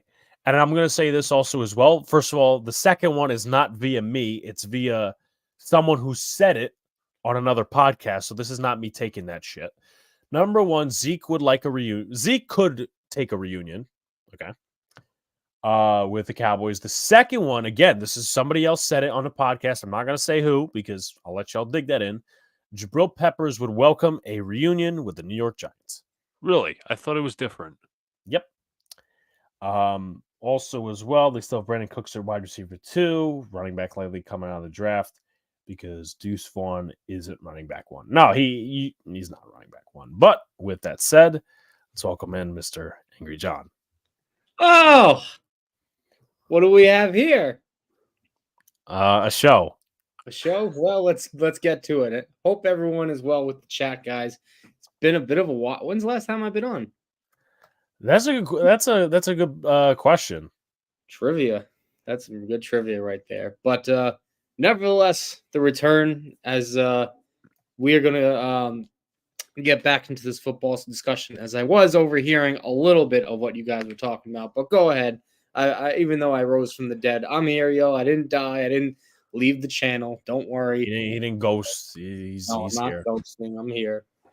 Yeah. So we got Mike. He did tear his ACL this past season, I think, but he should be fine. I think. Gladly welcome Peppers back. Yeah, interchangeable safeties. So, I think we'll get to the quarterback situation because that's going to be really interesting. And obviously, the Vikings have traded up, so that makes they didn't trade up. They have assets that they want to trade up. Yeah. Disgruntled thinks that the Mets are going to get Soto, so he's really trying to he's trying to pump it on. But it's not the first time I've seen someone say that the Mets are going to get Soto. But I'm okay. I think we've talked about this maybe once or twice, if I'm not mistaken. I think it's like once. Yeah. Here's if we can go into that just a little, just on that comment. I won't go into a whole debate. Here's my thing, right? If you're the Yankees and you're now without your best starter and you don't have anyone comparable to him on your roster, and there's no more Dylan Cease, Blake Snell actually just signed with the San Francisco Giants. I don't know if you guys broke that. Yep.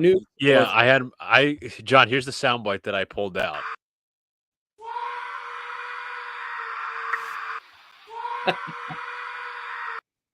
There. Right. So there's no really other starter. I mean, I doubt Jordan Montgomery would ever want to come back to you guys. No.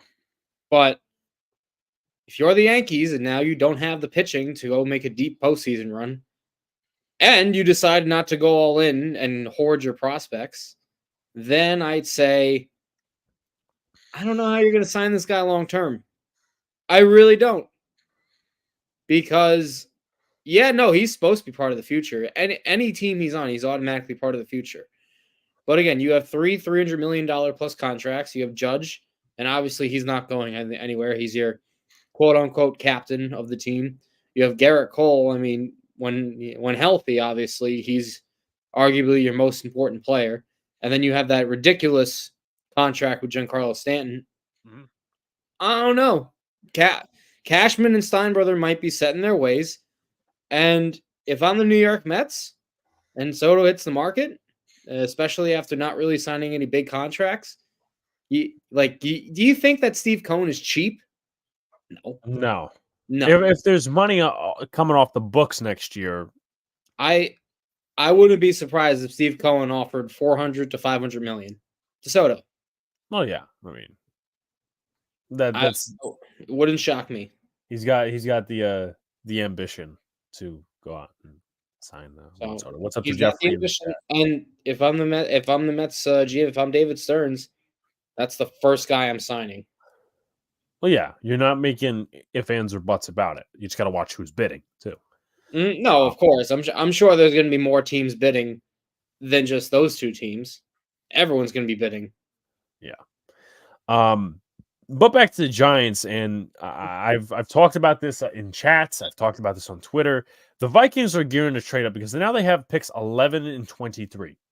And I want to get y'all's thoughts on this before we even touch on Drew Lock. So here's my opinion. There's a lot of smoke out here in NFL land about how much the Vikings love J.J. McCarthy. I'll tell you what I think. I think that's bullshit. I think that the Giants or any other team has sent out smoke screens to tell everybody and trick everybody just so that Drake May could fall. I think that might be Giants doing work, honestly. Giants or any other team that needs a quarterback. Because if they love McCarthy so much and they want to trade up with New England, and New England doesn't want anyone outside Jaden Daniels or Caleb Williams, they trade up to 3, they take their guy, then May's going to fall like he has been, quote unquote, on draft boards. I mean, do you guys think that's bullshit? It's definitely a possibility. Here's what I'll say to that, and this is just my opinion. I could be dead wrong on this. I could be dead spot on. I really think that if they really wanted Drake May, I think that's the huge mistake. I think it's a huge mistake, and I'll tell you why. It's not that I think that he has no talent. That's not the issue why. No Um, talent. No talent. No, we're not saying that. And obviously the Giants should go quarterback. The guy I think they should go if available is Jaden Daniels. But not McCarthy. Drake May, I did, I saw a little bit of him, but then I watched some of his film, right? And he just doesn't make so many, like, he'll have a moment or two where it's like an moment where he makes so many great plays. And then he just has some really awful ones where it's like he'll run into a bad sack or just have a really bad interception. And I don't know, like, if you can't fix those, you're a sitting duck out there in the NFL. And we've seen it happen with so many quarterbacks. The mistakes overtake the talent. And that's the kind of quarterback that Drake May kind of reminds me. And also the reads, pre and post snap for him. I don't want to ever call a college quarterback, say anything about their IQ, but it is a big, like, red flag if he makes a lot, he can't adjust to the line of scrimmage. And that's just, that to me is more important. I know he's got great athletic ability. I know he can make the off script plays. He can throw off, pressure. I know he's got good zip on the ball. He's accurate. But it's just like at times the IQ doesn't match the physical tools. And that's what concerns me of Drake May. I mean, I watched 4 games of his. I watched Clemson and Appalachian State, which were some of his worst. I think Appalachian State, in my opinion, was worse than the game against Clemson. That's just my personal opinion. And I watched like 2 good games of his. I kind of blanking on those right now, but I kind of definitely pick up on what John is doing. I don't think I don't know if he was talking about processing post snap or just processing in general. I don't think that's an issue of his. I happen to disagree. I think processing, like, he's solid at it, but it's not like, oh my God, like he's Patrick Mahomes processor. But under pressure, definitely his pocket presence isn't stable. I think he also needs to slide. I think that's like the Josh Allen aspect of him. You mentioned recognizing pressure. I don't mean to cut you off. You mentioned recognizing pressure. That kind of has to do with processing, recognizing when that blitz is coming, or recognizing. Okay, so I lied.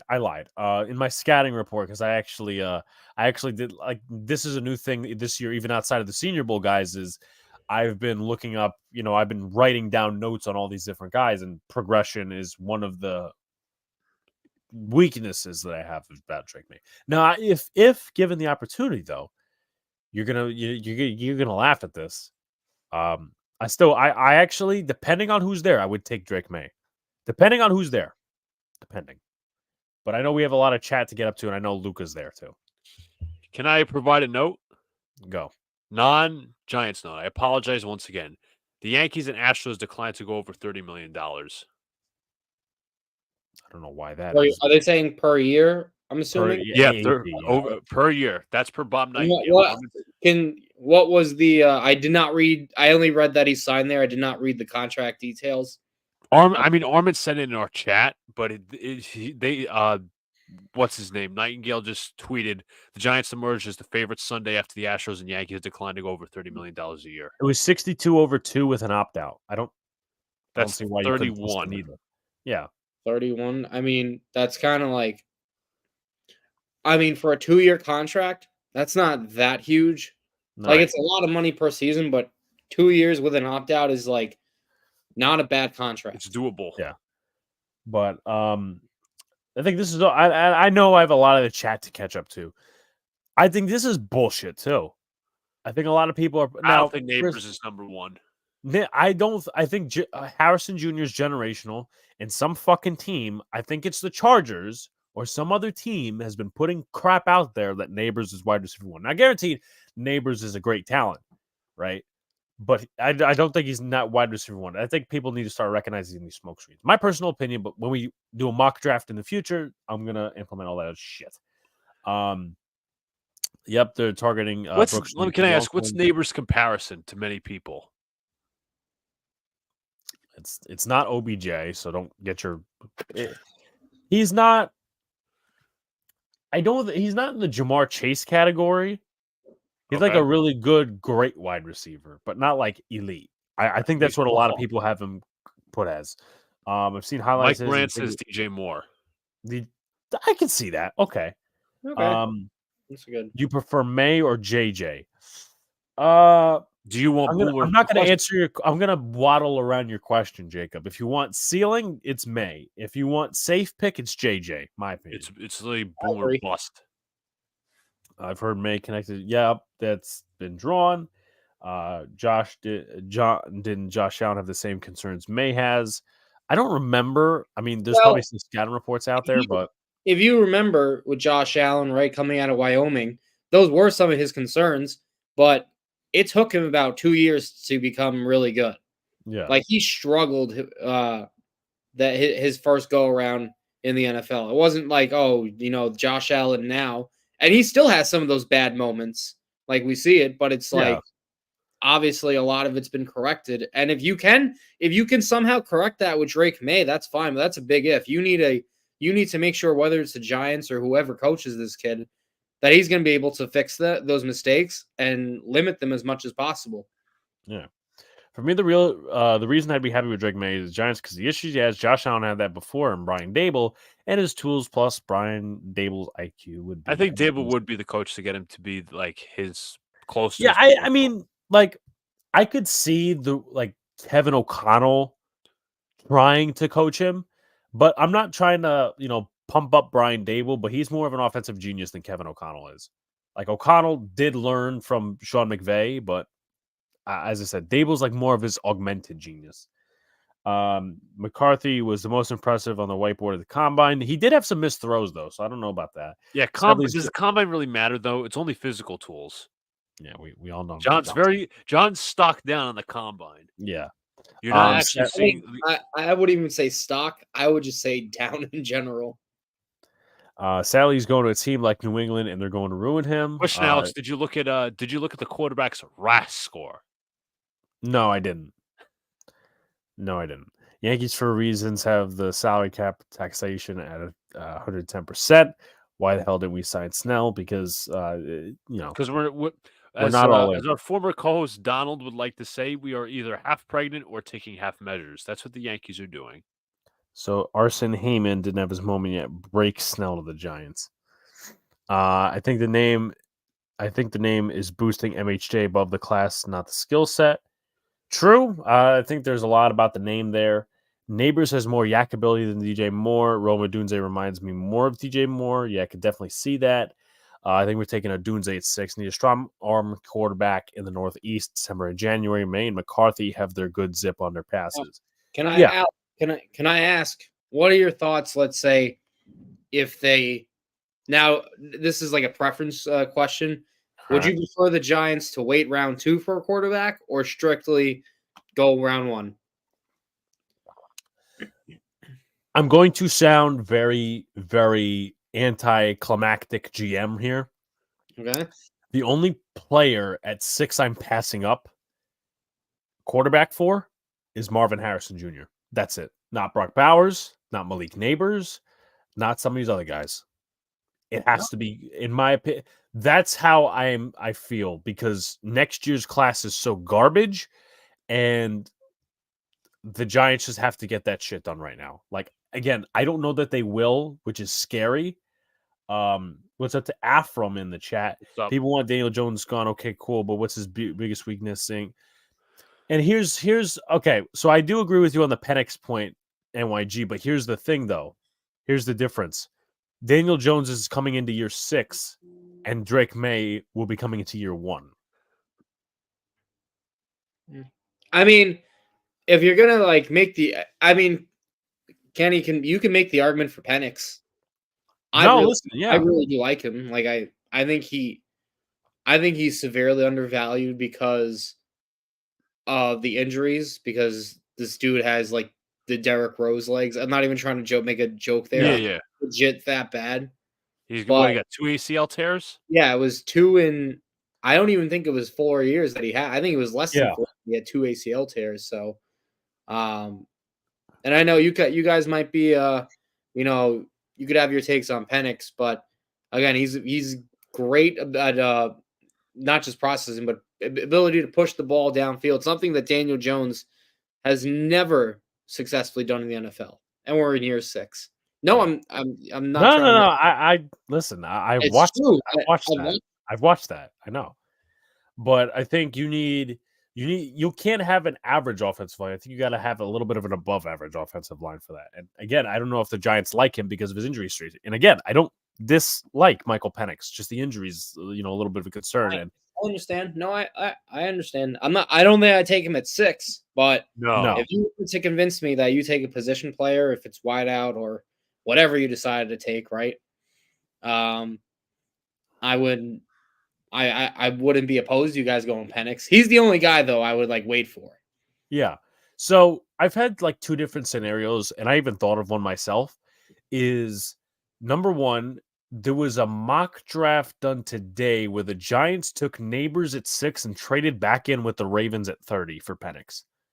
I would take that. I mean, it's pretty solid. You give up your second and your third, but who gives a crap, right? And then the other one was I said trade back with the Vikings, 11 and 23. And one of those you either get Penix at 23 or Penix at 11 or McCarthy at 11. And then the other one, you just select the wide receiver. And then you still have a pick for the second round, whether you could go defensive tackle, you could go another interior offensive lineman, which is something I wouldn't mind. So that's where you have the plethora. But again, I have this unpopular opinion of trading up. I know we gave up a pick in the Burns trade. I still would love to trade up, personally, me. And the Giants have assets next year, so you're going up to get your guy. That's my personal opinion. And you're going for the better quarterbacks. You're not going for the you won meaningless games, so you just sit back and take the. And I'm not trying to deter the talent of McCarthy or a Michael Penix, but I'm just making a straight up point. You guys. Not to make any cross connections, but you guys were in that position with Joe Alt. And now you have Tyron Smith, but that's a totally different entity. Yeah. We get Penix the second he gets injured. We're going to hear about it. We'll definitely get into that discussion, by the way. Yeah. Penix is a glass cannon. He's had major injury on every limb of his body. Penix can scramble like Rodgers or Mahomes. He's just not going to be someone you do design. That's true. Mm-hmm. Skill don't matter if he's always out. Yeah, yes, you're correct. I agree. I'm not. None of us are. I'm disagreeing with this silly comment. I think Bo Nix is the most overrated quarterback in this class, and he might be not just one of the. He's not even the best. He might be one of the worst. And John, what's your hot take regarding Bo Nix? He's worse than Spencer Rattler. He is. He is. See, I don't even crash down hard on that. People that have Rattler going in the 4th, 5th round and have Nix second round, I think that's silly. Yeah. I mean, I think Rattler is more of a second, third guy, personally, because he's ahead of Joe Milton. He's ahead of Michael Pratt. To me, with Nix is his ceiling doesn't get much higher. Also, this is his ceiling right here. He's hitting his head on the fucking ceiling. I mean, great comparison to the ceiling, but also more importantly, how many years did that dude spend in college? Exactly. How much better can you get? If it's kind of like the Daniel Jones thing in NFL, at a certain point you kind of know what you are, and Bo Nix is not gonna be a starter in this league. Yeah, and I'm not gonna act like I'm all in on college offenses and stuff like that, but he didn't get good until he got to Oregon. That's when he started throwing over 20 touchdowns. Yeah, he was not even remotely as good as a thrower compared to Oregon as he was in Auburn. Yeah. No, I mean, Auburn, the knock on him was he couldn't win the big game. And my projection for Nix is Kirk Cousins, best at best, because he needs a good team around him. And it showed in college. Did he have the greatest team around him? Hell, hold on. Let's take a look at this, everybody. He was okay, maybe not, because I was maybe Darius Slayton was still there. No, he wasn't. But But no, it just showed. He's with both the scenarios. Go get the number one, their guy. Don't settle for a quarterback. Yeah, no, absolutely. That's one of those Bo positions you can't Nix, settle for. garbage, Miz. Great analysis. Great take. Tyron Smith is the Johnson & Band-Aid spokesperson, more Well, time injured than not. We'll get into that. Yeah. Nix has a low ceiling, not interested. Rattler is a no guy for me. Adam will take a guy out of my path.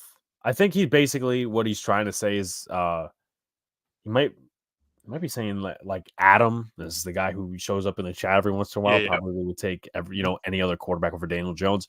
Rattler is a 3rd round pick, is a great value. In my opinion, if the Raiders don't get a quarterback, which I don't think they will with Minshew, because I think they'll hold him over for a year. I think Rattler to the Raiders could be something, or the Broncos. Possible. Question for Luca and John. Do you guys think there's any way Jets trade out of pick 10 if the QBs start dropping? I could see it. I'll say it depends on what's offered and who's still available on the board. Absolutely. That's a possibility, but it's kind of like I would table it to see like, all right, who's on the board and what the hell am I like if I was asked to move a few spots back and a few offensive tackles or wideouts are still available and I'm being offered my second back or another 2nd round pick, I'd probably take it depending on how far. But how about this deal 11 and 23 for pick 6 overall and a 3rd rounder?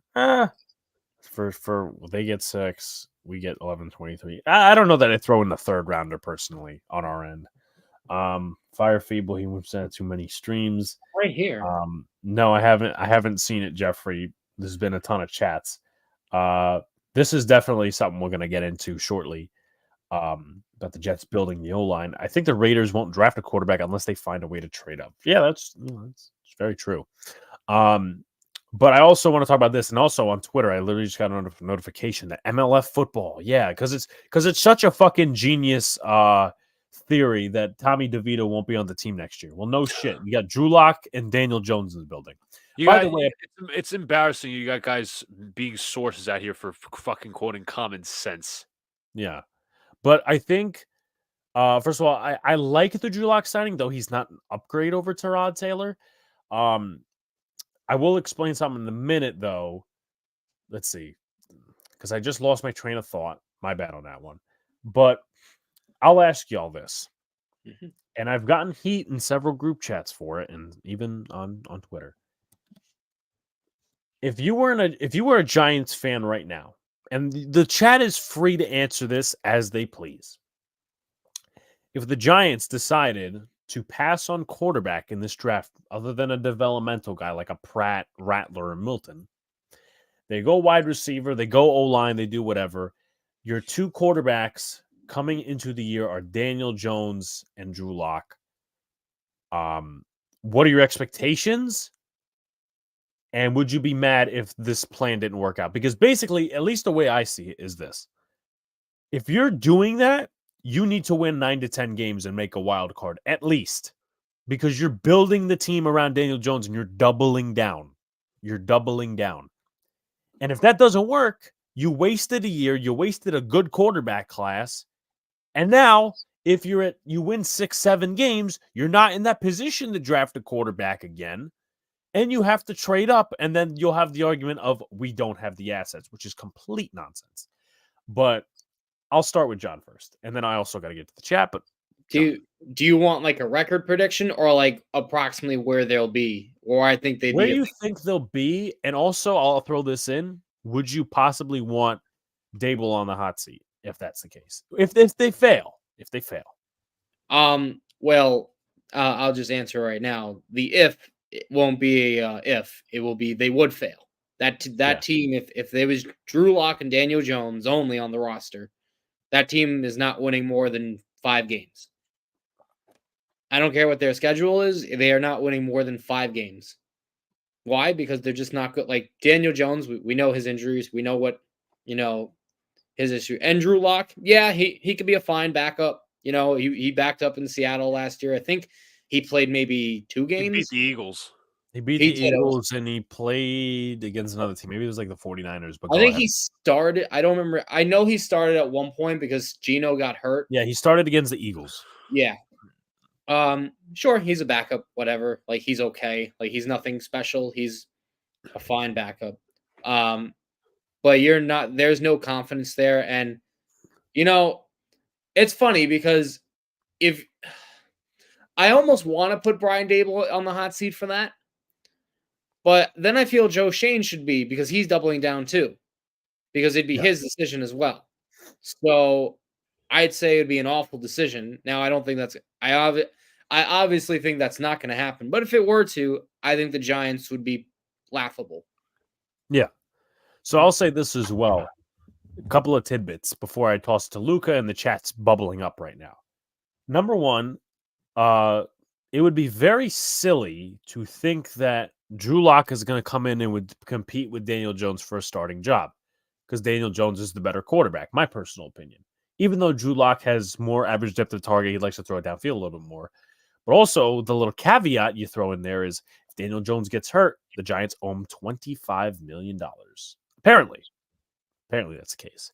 And the Giants could very well, if they want to take this route, they could say, okay, we're not going to play Daniel Jones because of this injury guarantee, similar a la Russell Wilson. And we're going to start Drew Lock for the entire season, being a total dead duck year. But Luca, go ahead. Yeah, my thoughts. It would be a joke to rely on Daniel Jones and Drew Lock. I don't think Jones has proven enough. Obviously, to come back as obviously you'll have Jones in that scenario. Jones and Lock competing for the starting job. Jones, I think, would win the job, not outright, but it would be a close battle. But you would have to expect a winning season and playoffs, in my opinion, to get back to that mark. Because again, as you said, Alex, you're doubling down on Daniel Jones. You'd have to expect him to go back to that leap that he supposedly took in his first season with Brian Dable, playoffs and all that. But again, as I was watching one of Mrs. videos the other day, they aligned the sun, the moon, the stars just to get 9 wins. So Brian Dable would have to get a lot of things to work out. But I would not, if I was a Giant fan, I would not be pleased if it was just a Daniel Jones Drew Lock quarterback room. That's set up for failure. That gets people fired. Yeah, and you're wasting a year. And you know what? Even if you make the playoffs at like 10-7, what does that say for the following year? Like you're not going to be in position to get a quarterback the following year. And what assets you're going to have to quote unquote trade for a ready quarterback that may be disgruntled in his situation, but nonetheless,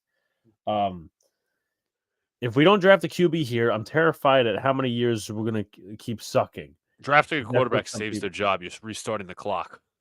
Yep. Jones, that's my whole point. Jones' contract will be fully guaranteed in 2025 if he suffers a season-ending injury next year. Let's see. Oh yeah, that's Miz has been on that. Bill Belichick possibly coming for that NY job if the unforgivable happens. No quarterback to take, then don't force it. I trade back and build up the roster, but I don't think it's doubling down for me. Doubling down would be not cutting Jones next season before March. But like, I get Max's point. Yeah, you don't want to reach. You don't want to force it, but at the same time, you let the Vikings lap you. And I'm gonna say something. I'm gonna say something right now. These two are gonna agree with me. Some people will disagree with me. Organizations tank. Mm-hmm. Organizations tank. Players don't. Organizations tank. That's all I'll say. Mm-hmm. I agree. The expectation would be to win. It can't be a rebuild year. Absolutely. My Broncos buddy said Locke would be good for us. I know nothing about him. He got better in Seattle, apparently. Trust me, Belichick is waiting. He did. That's why I think he's like a. I don't want to say he's better than Tyrod Taylor, but it's not really such a far drop off for you guys. Plus, Locke was under Canales for a bit. Wait, was he? Yeah. No. Yeah. Wait. No. Canales was in Tampa Bay this past year. Like Canales. No, I'm saying like the year before. It's possible, actually. Yeah, he was the quarter because he revived Gino's career, and he was also coaching Drew Lock because it was the same year the trade happened. He's right. Yep, he's right. Simple question: if J.J. McCarthy was in next year's class to be quarterback one, no, it'd be Shador, and then you battle it out between McCarthy and Quinn Ewers. Can't ignore Belichick waiting. I expected to be mid this year, regardless if we're skipping on QB. For me, it's not doubling down on Daniel Jones. It's doubling down on Jones, pushing his money back if they do. And he was obviously explaining in that other comment. Jones is washed. Well, he's just not that good. I would be excited for that as Jimmy G, AOC QB room. Aiden O'Connell. Yeah, great. Tana mentioned some insurance money. We might just sit him so he doesn't get injured again. But like, what kind of a plan? I don't say. I know this is going to rattle some feathers. I don't want the Giants to be competing and actually care about winning games in 24. If they get a rookie quarterback, I don't want just progression. That's it. And then year 2, year 3, whatever. Unpopular opinion, I still like Tommy D. I don't think he's going to be on the roster. No. It was a fun story, but no. Yeah. Let's see. Jets have an O-line, something more than a series of MTA subway turnstiles. Yeah, they built it up a little bit. I got to give credit. Alex, if Penix and JJ are gone, who you're going? It's tough to place my eggs in the basket of Spencer Rattler, but like you can. I feel half because like I like Rattler a little bit, but at the same time, you can't sit here and say Rattler or bust, and that's your plan.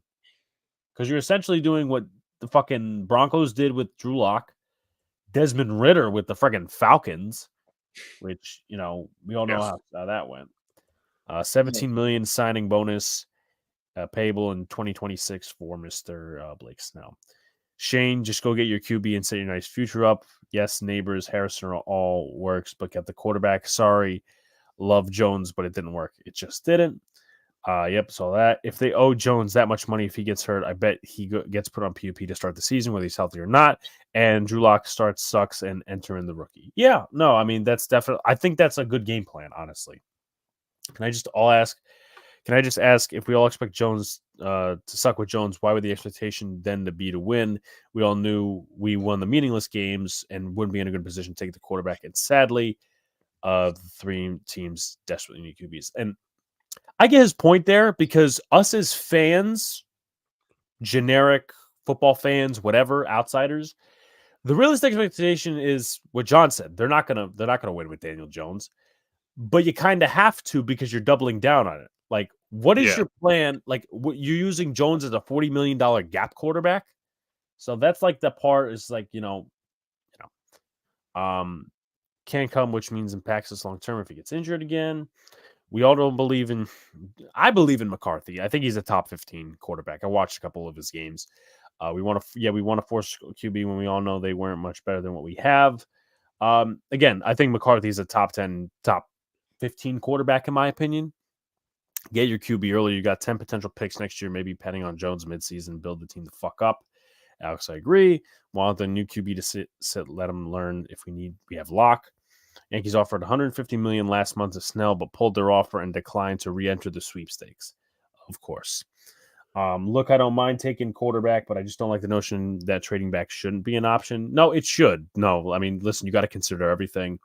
If Kinlaw is healthy, then the Jets got to steal. That's surprising because a lot of people actually say the alternate. I don't think it's doubling down, though.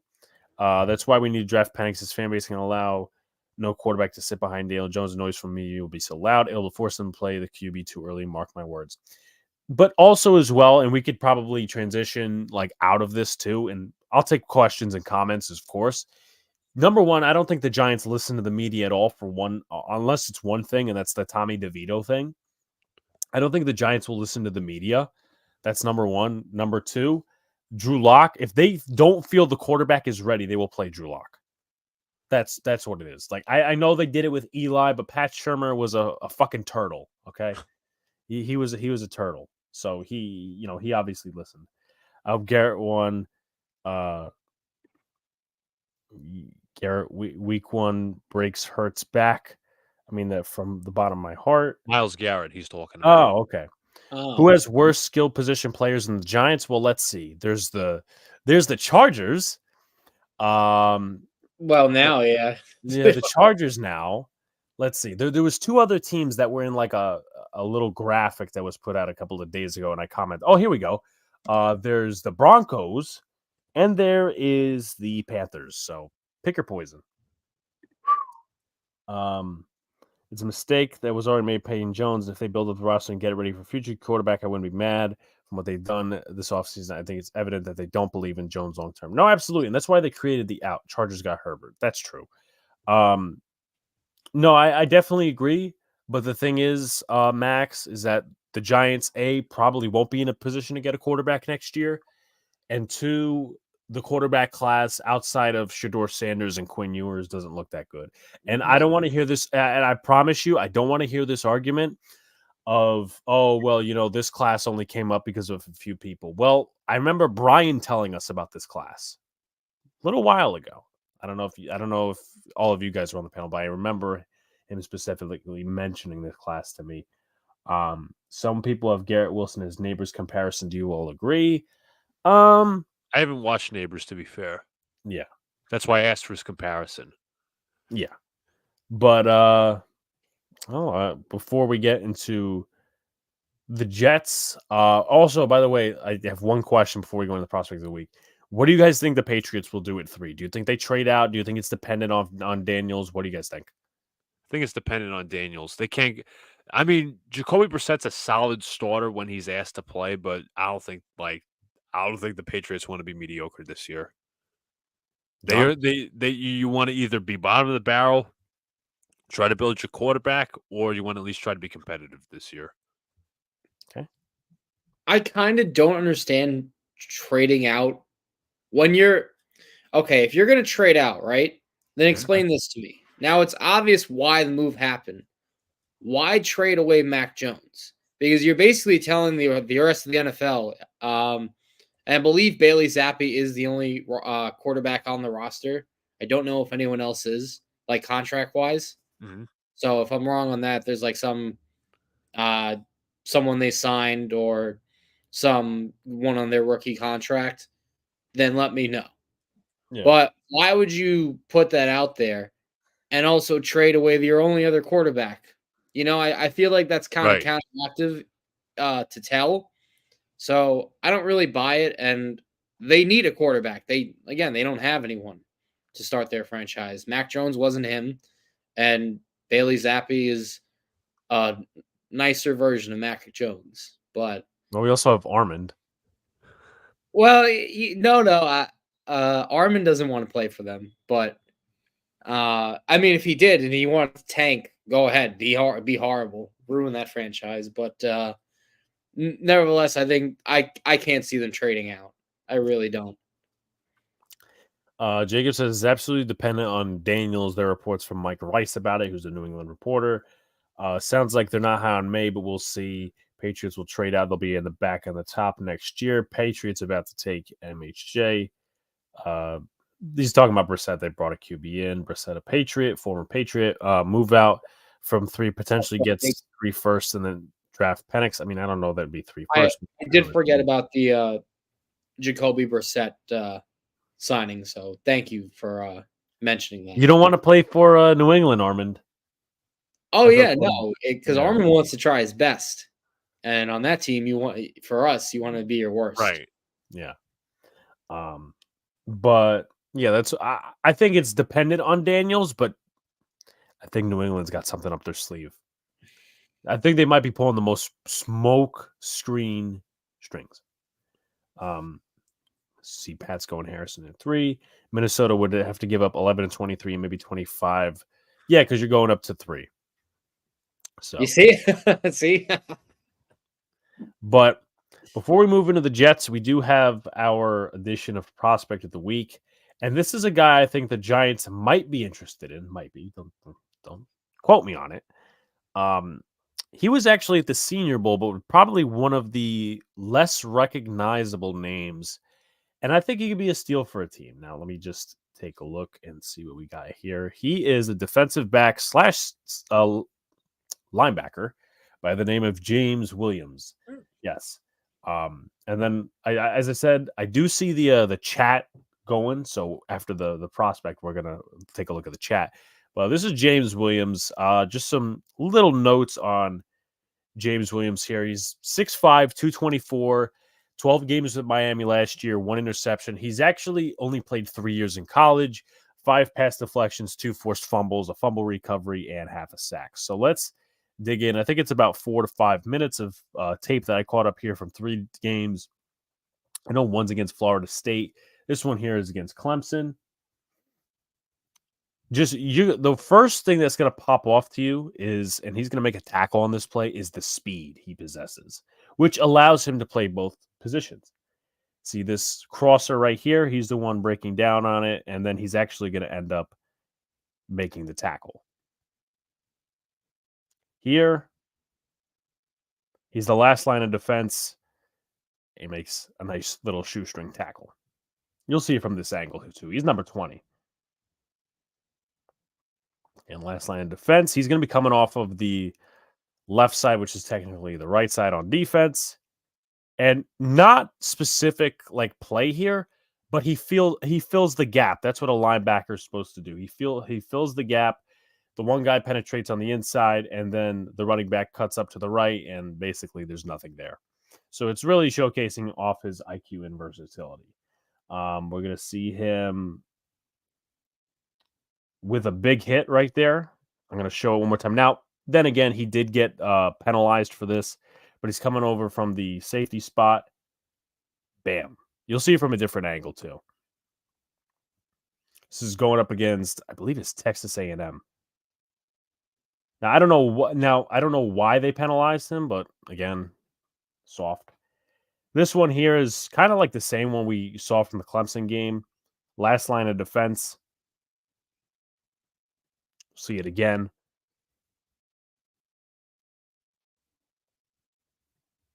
Here, it's going to be a bootleg play for Jordan Travis, and Williams is just going to recognize it right there and make the tackle.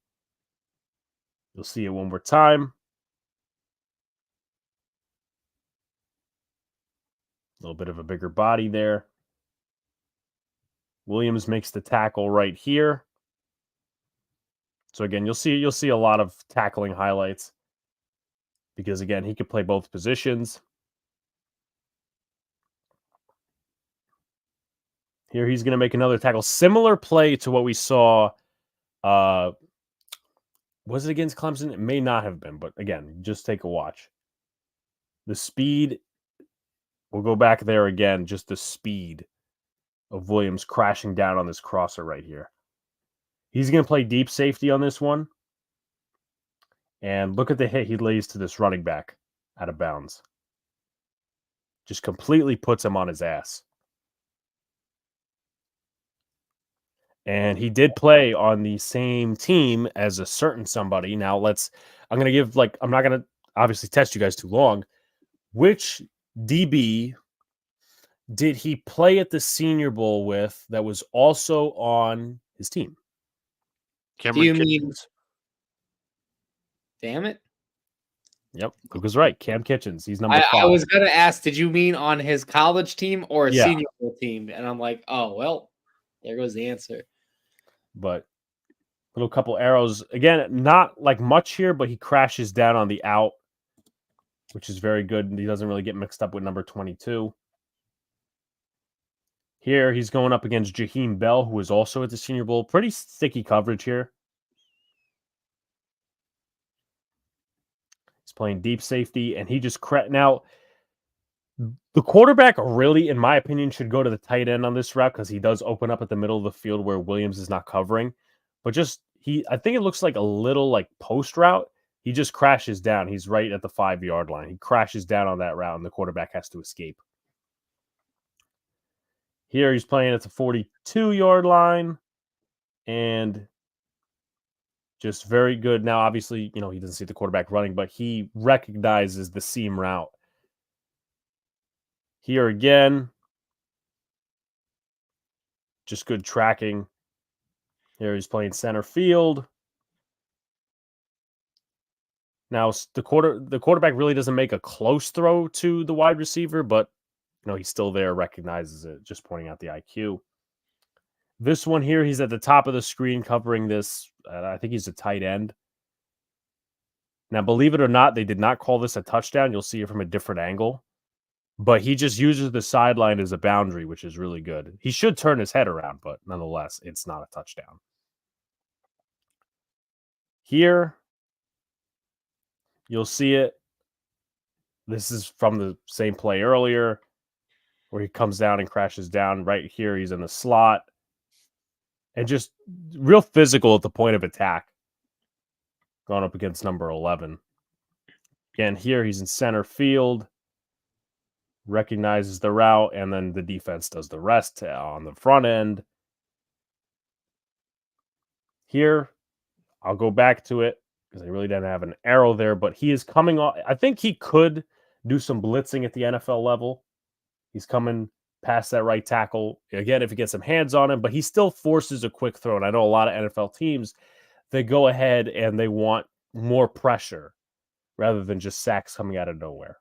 But nonetheless, it forces the quarterback to make a very quick throw. Here, I don't know what that play was, but nonetheless, let's see. I think he crashed down on a certain route. Let's take a look one more time. Yeah, he sticks with his guy nonetheless at the top. I think we start getting to the weaknesses here.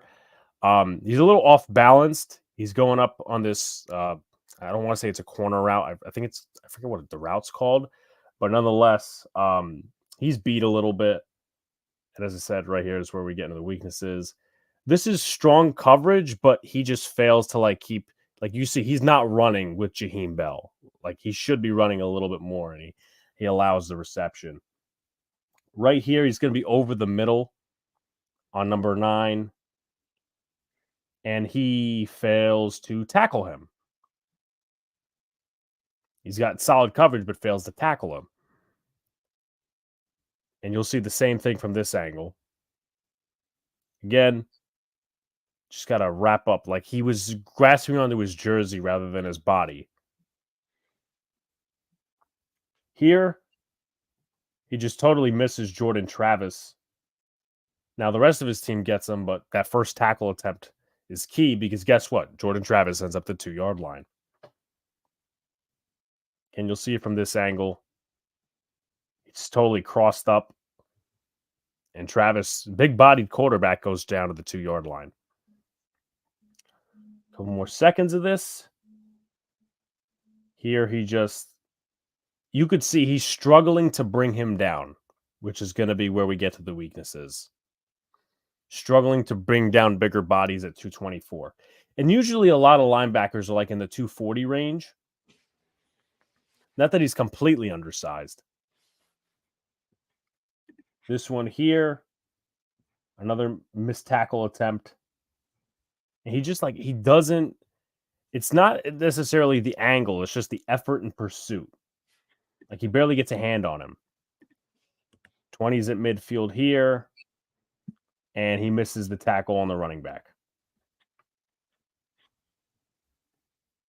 You see 20 on the right side of your screen. And just he goes with his head, tries to go for the bigger hit. 20 again, midfield. This one's more of an IQ play. Because if you notice where the running back goes, and you'll see this in a different angle. You know where the running back goes, and then you'll see where Williams goes. Goes to the left side, and Williams is caught just totally on the right side. Now, you could attribute this to number 0 in the middle of a defensive switch up here. But look where 4 is and look where 20 is. Essentially, Williams could be the last line of defense. A couple more of these. This one's big. He's at the 21-yard line right now. Again, the last line of defense. And while he could pursue the running back and take a nice angle, he's flat-footed and he's in for a touchdown. You'll see it from a different angle once again, and there's one more play after this, and that'll be it. But see 20 come in, has a chance, takes the wrong angle. And then this one here, just letting the receiver go over the middle. He gives us so much cushion on this play. Now, I don't know if it's a part of the defensive play they're running, but just wide open, middle of the field. And that is that. So, just to finish out my scouting report on Mr. James Williams, speed, safety, linebacker versatility, IQ, and violence are his strengths. Weaknesses, consistent open field tackling, bringing down bigger bodies, and likely won't defeat blocks the next level. My summary: James Williams will be a sneaky pick for an NFL team with a very good defensive scheme. Williams has experience both at safety and linebacker. He is a violent player, exhibiting a ton of big hits with Miami in the past 3 seasons. Not to mention, at both positions, he shows off his astounding IQ, breaking down on certain routes, recognizing plays, and possessing gap integrity, and so forth. And all this, Williams' biggest attribute is his speed to play both positions. Though there are a ton of admirable characteristics, he needs to work on a few things to be a consistent starter. Williams is not a consistent tackler, whether that be because of players being bigger than him or he isn't taking the right approach or technique when pursuing the ball carrier. All in all, I see Williams playing strong safety at the NFL level, mostly spending some time deep, but frequent box snaps too. You guys' thoughts? Well, I'll go first, actually. And, I thought you were. I thought John would have went first. I But thought you looked like you were getting ready to speak, so I didn't say anything. Go ahead. But I like his speed. Obviously, the tackling consistency can be there. I think he has a solid football IQ, but he's like one of those third, fourth round linebackers. They're going to take some working on, but he's not going to be an immediate starter. And I think he'd be a fit for the Giants as like a depth piece. Okay, John. The positive, I really like his. I don't want to say. I mean, you mentioned the tackling consistency, but I'll say the willingness to tackle. Some players just have the heart to tackle, and I think that's a really big thing with this kid. It looks like it, and he shows pretty good balance while doing so. You don't really see him getting like clobbered. I mean, I thought he laid a beautiful hit. I think it was the running back down the sideline, if I'm not mistaken. Maybe it wasn't a running back, but where he made the open hit on to the player out of bounds. I thought that was a good hit right there. Negatives, he's really not that explosive in coverage. So, I mean, he'll stick on a receiver, but he'll still give up too much cushion, in my opinion. Yeah. And that's pretty much it. If you want to be a safety in this league, you need to cover. I know it sounds simple and basic, but yeah. Yeah. I think he's got the speed to cover and keep up with running backs and tight ends, just bringing them down. He honestly, someone said in the chat, and I do see it a lot. He kind of reminds me of Isaiah Simmons. Now, I don't think he should go as high as Isaiah. No, Simmons. he's like a 3rd round pick. Yeah. What is it? Did Simmons go like 8 that draft? 7 to the Cardinals. 7, Jesus. 7 or maybe 9. But anyway, just gonna get to some comments I missed. All I'm saying is, I think we should be more patient as fans. If we won 6 games with DeVito, I think we win 6 games to 8 games with Jones and Drew Lock. If you trade back at the Broncos, I'd expect to turn that into a top 3 pick, and they have interest in McCarthy. It's actually impressive how Shane can spend so much money and have nothing to show for it. I mean, I wouldn't say he has totally nothing to show for it, but it does have to turn into like legitimate wins and like building. Have been rebuilding for the past 5 years and have no young talent. How sway?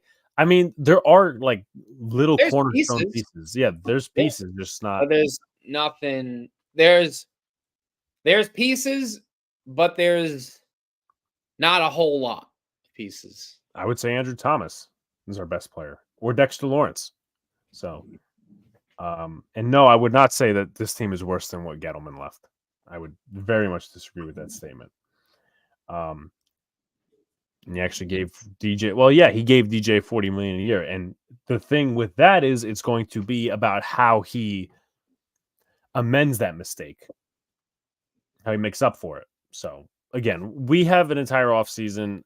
Again, I would be very upset if the Giants didn't go ahead and pick a quarterback, but I guess at some certain point, who the fuck am I? But nonetheless, I do want to give some attention to the other team in New York City, the other football team. We're New Jersey, and we'll talk about the New York Jets.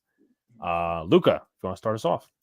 All right, so now we're going to go into the New York Jets offseason, what deems to be a very critical offseason for the New York Jets. Alex, I swear to God, I can smell it already. If you play that Jets soundbite once. I was posting in the chat. I was posting in the chat to get to 25 likes. Why would you But even anyways, I remind them? just had to point out.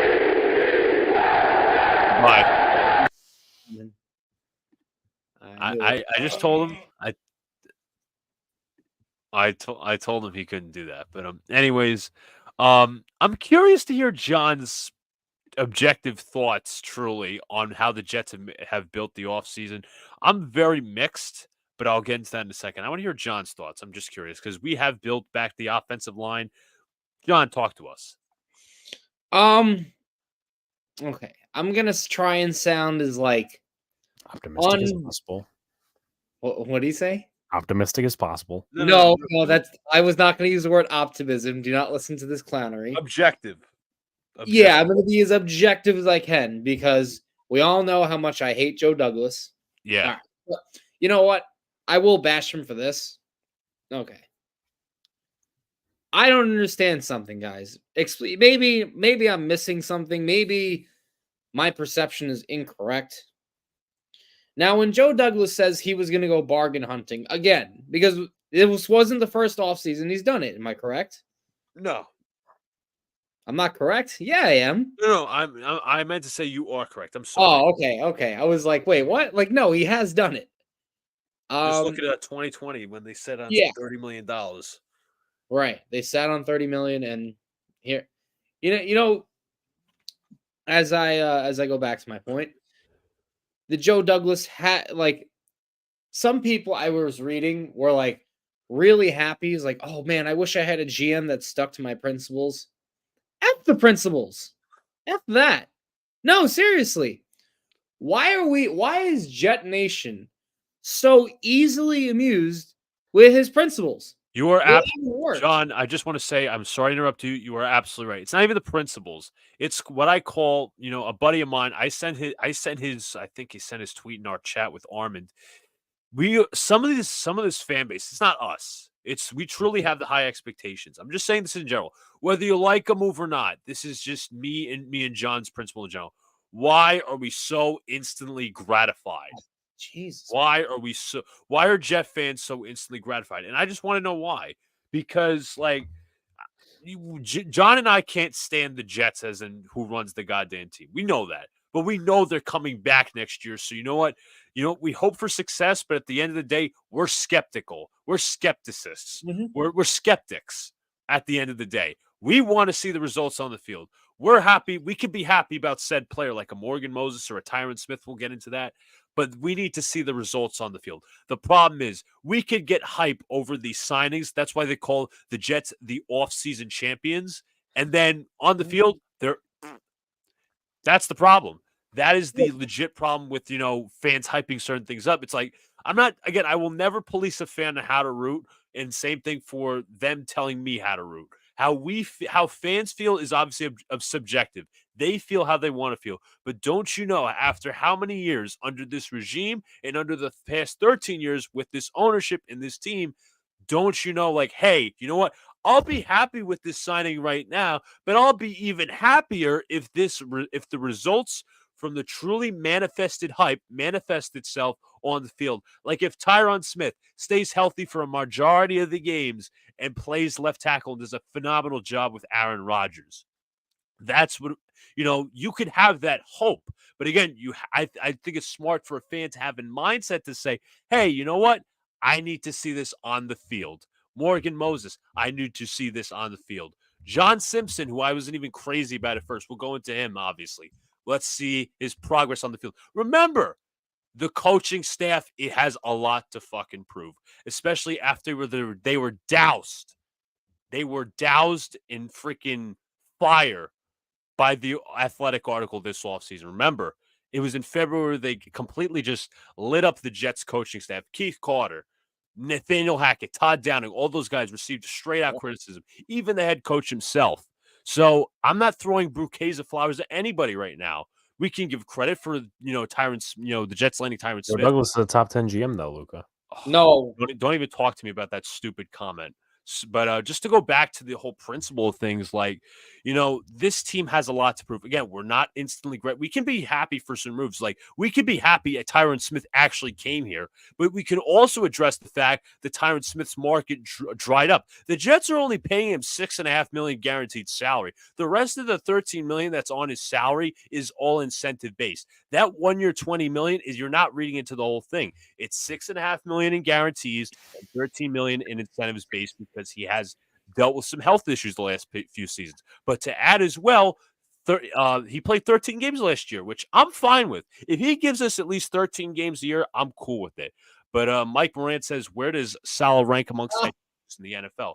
You got to say, I'm sorry, you got to say dead last.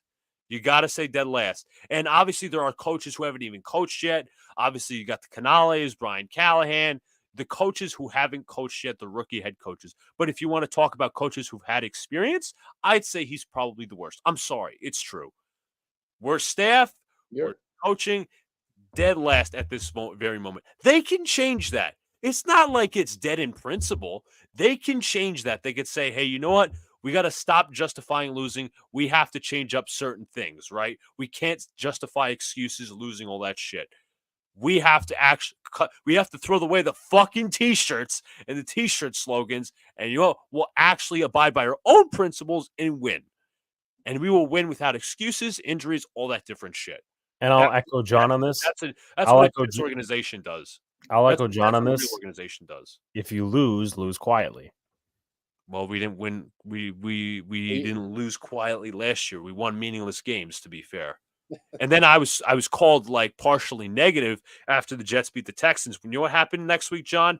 They lost to the Miami Dolphins. But overall, the principle we are all trying to establish here is you could be happy about certain signings with logic. You could be pissed off with certain signings with logic. The problem is we have been driven by the goddamn hype machine before. 13 seasons with no playoffs. 13 seasons with no playoffs. How many years without a home playoff game, and how many years without a winning record? And that partially falls on this current regime. And they're back here. And they're going to face a lot of shit if they start losing once again, even with Aaron Rodgers. Aaron Rodgers, I'm going to say this one more time. Aaron Rodgers has to overcome 3 levels of incompetence. He does not change Robert Saleh. He does not change Joe Douglas. He wore to bed last night. You know what's funny? I was actually wearing that shirt to bed last night. So, in truth, the Jets have to make the moves, yes, but they have to be coached up. That's the problem. They've only made one good signing, though. Like, further to your point, I'm just saying, like, they've only made one good signing. Like, they still don't have an outside threat outside of Garrett Wilson. That's true. They don't have an edge rusher. Like, I'm not trying to let him go. I'm not trying to root to my own team, but the Giants have a better defensive line right now than the Jets, in my honest opinion. There's no lie in that. And I think you know what, we could just go right into the departures and Can I add my thing first? Go ahead. Because nothing you said is incorrect. And you know how I know I'm like, we're like, not just we, but you know how I know I'm dead right on Joe Douglas? Mm-hmm. Because if I can't even ever debate Luka on how bad he is, like we're in dead lockstep the whole way, there's no way I'm incorrect about him. Luka, when was Joe Douglas's best record? Like when he was with us? His best record by technicality was 7-10 if you want to count the last 2 years. But just going to get back to it. 7-9 with not even his roster. Right. That's my point. He didn't even build that roster because if you know, we did it ass backwards. Obviously, we'll go through firing McCagnon. Fire McCagnon after spending all that money in the draft. And then Adam Gase somehow won a power struggle, which I will never understand in my life still, is he's not even good enough to win a power struggle over an equipment manager. But nevertheless, that happened. And then Douglas fires Gase. We have Saleh. And to my point about him going bargain hunting and setting his ways, in what way is he qualified to sit there and say that I have the pedigree to do this and everyone should just listen to me? Who in the hell is believing Joe Douglas? I mean, You couldn't fool a little school child with that nonsense. I mean, everybody knows who the village idiots are. It's Douglas and Salah. They're the village idiots. Prancing around, singing Kumbaya, thinking, oh, yeah, we win again. That's the problem with it, John. I'll tell you right now, you are hitting it on the nail on the head. That's the problem with the Jets organization right now. Yeah, look at them. Look at them. The picture says it right there. Look at them. They think they've accomplished you said it. The problem is this organization thinks they've accomplished something. They have not. Nothing. They have accomplished as much as me, you, and Alex, and as a head coach and GM. Nothing. And we have other lives. And that's their life. And they're just as valuable as us. That's embarrassing. No, Bill. And you're right. You're right 100% when you came to Joe Douglas and his spending. As Connor Hughes said like the day before, the Jets aren't going to go bargain basement shopping. He's going to do his way. The question is like, you've done this. It's literally definition of insanity. I tweeted this out. I said the definition of insanity is doing the same thing over and over and over and over again while expecting different results. Guess what? The Jets have not. They've had the same results actually. They've sucked. To bring your point, Joe Douglas is such a village idiot. He's the kind of person that would stick his hand in the fire, let it burn, say ow, and then wonder why it hurts, and yet do it again. That's how dumb Joe Douglas is. But enough on him and this clown Robert Saleh, because I do want to get into the free agent signings with Mr. Luka down here. Luka, I'll be very honest with you. I have been very, very underwhelmed this offseason with the Jets, and it has to do with that bargain hunting. And I'll start with the offense. Let me ask this. Are we going to start with, how about this? Do you want to do it offense, defense? Do you want to do departures and additions? What do you want to do? I feel like we already I think we should just do the offense and the defense. Okay. And see what's better, because we haven't had, we've had some departures, but we haven't had too many major ones. I mean, we obviously had our biggest one go, but we'll start on offense. So what I think, right? Bargain hunting on the offensive line. Now, I'll say this. I do love Tyron Smith. When I'm healthy, all good with him. He's an excellent tackle. Any Cowboys fan, like a Sunil in the chat or anyone else who's ever watched him, knows how dominant he can be, still at an older age, good veteran presence, okay? The question is, how many I was looking this up last week, so forgive me, I don't have the numbers in front of me, but how many games has he missed in the past few seasons? Well, I mean, I have it up in front of me now. 2020, he only played 2 games, right? Not good. 2021, 11 games. 2022, 4 games. 2023, 13 games. So, I mean, he was relatively healthy last year, which is a really great sign. But you got to hope that he can still just, prove that, hey, I'm still good enough to play and counteract the injuries. Other than that, I have nothing negative to say about Tyron Smith. Absolutely. I completely agree with you. Completely agree. Other than injuries, this dude was an all-pro last year, I think second team. Again, I'll give out the contract numbers. 1 year, $20 million. That doesn't tell the full story. $13 million in incentives, $6 million in guaranteed money. And here's some stats to back it up. 18 pressures on 536 pass blocking snaps. That's around 3.36 pressure rate. That's third lowest among tackles. 1 sack, 1 quarterback hit the entire season last year. And he had, again, we don't really trust PFF, but the highest pass block grade among tackles, 87.3. I mean, talk about getting as much help as left tackle. I mean, think of it like this. You're upgrading him. Now, the injuries might be not on the same level, or it might be on the same level, but you're upgrading him from all your tackles last year, the Mekhi Bectons, I'm forgetting names now. Billy Turner? Billy Turners, yeah. Dwayne Brown.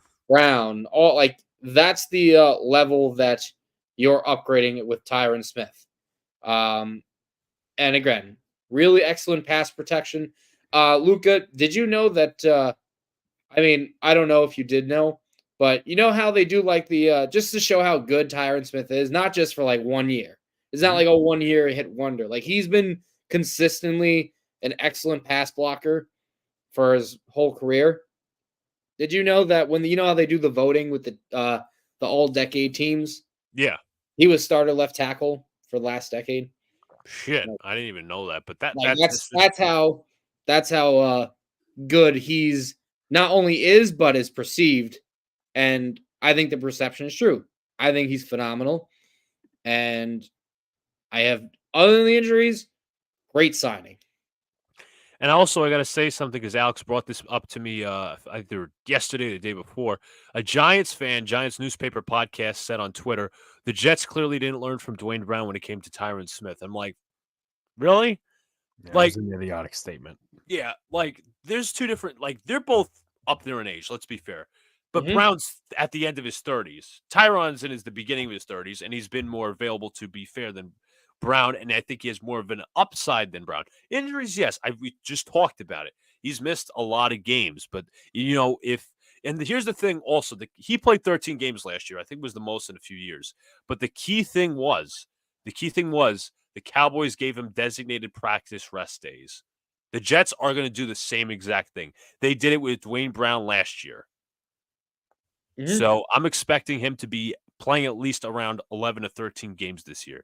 And I just want to see if there's any interesting nuggets here. So I brought up the stats, trailing only Penei Sewell and Teron Armstead in pressure rate. That's Third lowest. phenomenal.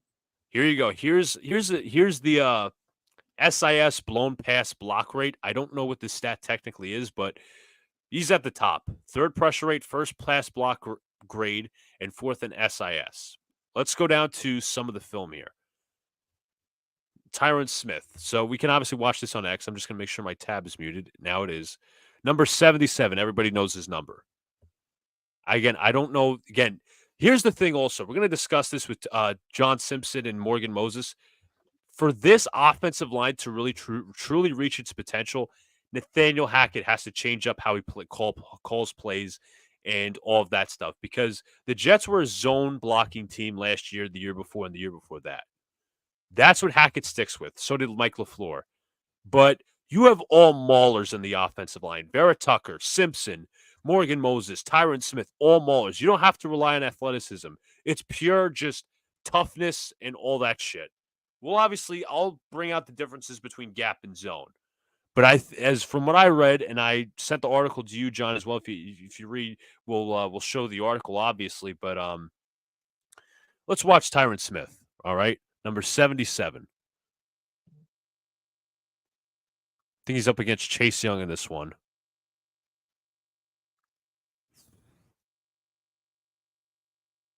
Let's watch that again. Number 77. Might not be Chase Young, but still present to the point. It could be. Good hands, just throws him down, overpowering. You want to go full screen on the next one? Yes. All right. Here we go. Pollard, Ferguson. I don't know who 94 is. I'm not really good with the defensive lineman, but he's going to be matched up against Tyron Smith.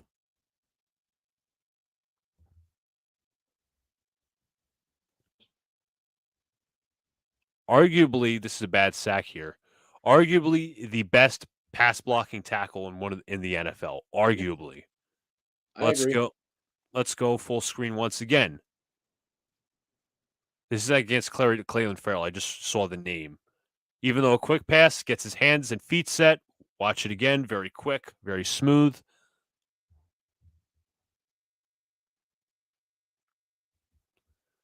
Good shifty work there. And then I think there's one clip on Twitter I wanted to see. He absolutely mauled somebody. I got to figure it out. But once again, even though it was a sack by Nick Bosa, Tyron Smith's lane is completely clear. Left side, moving his feet, keeping leverage. All right. So that's what we got on Tyron Smith. Now I'm going to try to find the 2 Twitter clips. Think of Joe Blewett of X Factor, Jet X Factor posting, but let's see. We're going to first watch him on Alex's boy, Kayvon Thibodeau. And Joe Blewett says A++ hand usage. Just keep an eye on the hands. Because you see when it will come up again, you'll see he'll start with the left and then he pushes Thibodeau with his right.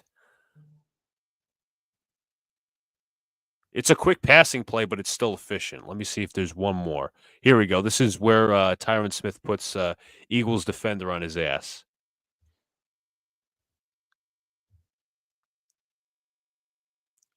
Jesus, to be able to just backpedal like that and just like, I'm just going to throw you to the ground with one arm. That was Josh Sweat, actually, so it's even better because Sweat's like very underrated as an edge rusher.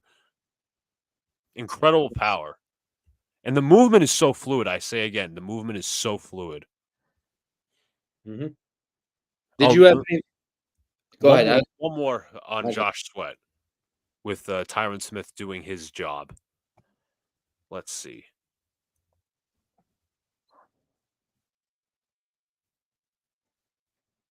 No chance. Once again, no chance. Now, John, you were about to say? No, I was just saying, if that was the last one, we can get into the other 2 offensive linemen that they've brought in over. All right, so we'll move from left side of the line to the right side line, but I want to get to Mike's comment. Maybe in the minority, but I still think the Jets should go tackle round 1. That's an interesting debate. If you want to talk about that now, we can. Smith and Moses are not the long-term answers, and how much do you believe in Warren and Mitchell? Can we pin that comment? Because I would like to get back to it. Yes. Can we just pin that? Because I would like to give my thoughts on that one. Yes, as both of us. But we move to the left side of the line. We're staying contingent on it. It's left guard John Simpson. Now, at first, I was looking through some of the Twitter comments on this. I was like, who the hell? Not that I didn't say who the hell is this guy. I was like, who is that? Like, how'd he do? And I see a bunch of Ravens fans comments like, you can have him. You can have him. That's okay. We'll get an upgrade. I'm like, this is not what I wanted to hear. That was first reaction. So the stats on him, John Simpson, 2 years, $12 million. It was originally like 2 years, $18 million from what I saw, but then official numbers came in. It was 2 years, $12 million. That's not bad at all, in my opinion. I think it was like $6 million bonus or $6 million in the AAV and in the guarantees. Yes, not bonus. Sorry. So you add in the stats, right?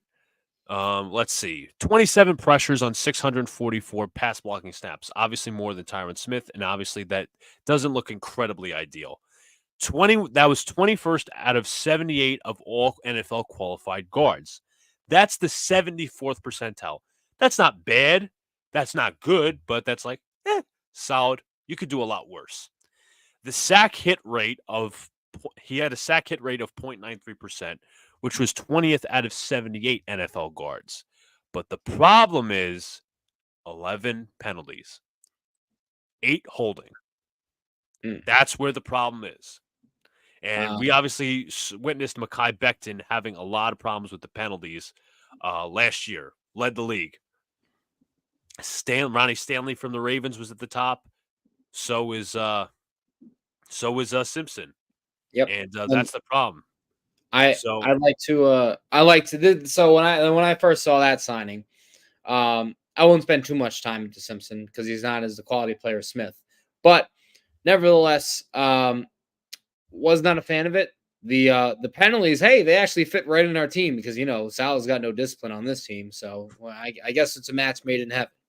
Now I know Luka gave out some decent sack numbers. I call phooey on those numbers though. I call phooey. And the reason let me ask this. Is it related to Lamar Jackson being a very incredible mobile quarterback? Yes, that is why.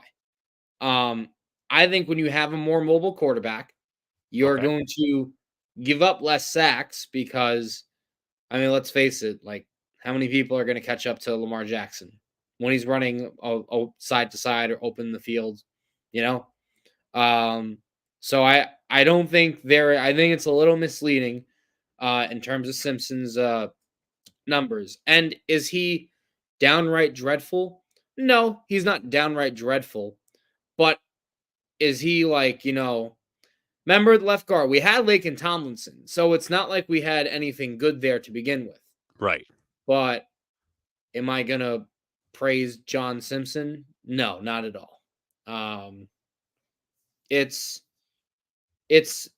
and that's kind of my issue because Right. it doesn't really solve the problem. As an Armin, he kind of agrees with me. He says gave up less sacks. Well, he gave up less sacks because his quarterback could run for days.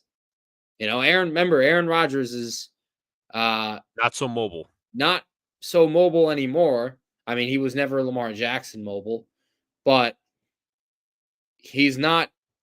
It's not that he's immobile. He's just, more limited in the pocket. Yeah. He can move around still, but not 10 years ago, not compared to that. So that's a big, could be a big hole there on that left guard spot. Would you say right now he's the weakest link? Yes. So Jacob asks a good question. Would you have preferred Jonah Jackson or too much money? No, no, I would have taken the pen, signed the contract, and not be a Eugene Krabs, but I think Jackson got paid like a handsome He got like amount. 18 million or something like that. I'm not sure he's worth 18 million, but I will add this. We could have also, again, this is not revisionist history. I wanted this guy who signed today, Kevin Zeitler. I would have had him. I think he was the better Baltimore guard. He's Even though probably he's older. better guard than Simpson. Did we have him at one point, or am I going Who? Zeitler at one point? Zeitler was a giant. He was a giant. That's right. He was a giant. And Zeitler is very healthy. He's very much known for being solid and good and, being available. You know what? If you would tell me Kevin Zeitler is my weakest link, I'm okay with that. John Simpson, that's kind of penalty city right there with the especially you laid it out 8 holding out of 11 penalties. Yeah. That tells me he gets beat a lot. Yeah, I read the stuff, like I think Joe Blewett was breaking down his issues. I'll break down I'll do it in short view. Let's see here. I'm gonna get to his film review, and he put positives and they put negatives. Let's see. Let's see. I'm just gonna try to find this for Simpson because he did a very nice job. Damn it, where is it? Obviously Moses. He obviously had that. Let me find Simpson because he had a lot to say about him. He said, first of all, he said he's an average level guard, but here you go. Here are the positives. His power, he has a good anchor, short area explosion, core strength, good with stunts and overall awareness in the pass protection, good on combos, both creating movement and timing, lateral explosion, and also takes good angles as a puller. Puller and pulling guards is very key to gap plays, which I will bring up in about a second, which the Jets need to make the schematic movement. But again, is Keith Carter and what's his name? Nathaniel Hackett going to be stubborn is the question. But Yes. his negatives are he plays too far over his toes, causing balance issues. He has tight hips. He has a lack of a change of direction. His hands land wide open. His feet are inactive sometimes. He doesn't keep feet with him in his blocks. So, again, feet can be inactive. Obviously, movement not so good. Lunges too often. He needs more patience and space, and his hands can be passive. So, I'm going to show you one quick clip of a positive, one quick clip of a negative, and then we'll do a short scheme thing, which as I said, the Jets need to move on to. Again, I'm not even a football guru, but reading the information and giving the nuances to what the Jets should do should be done. So I mentioned the positives. We're going to see a positive play.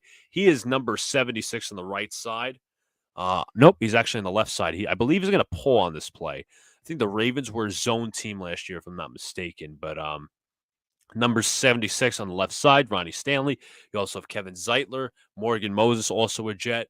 But Nice. focus on number 76.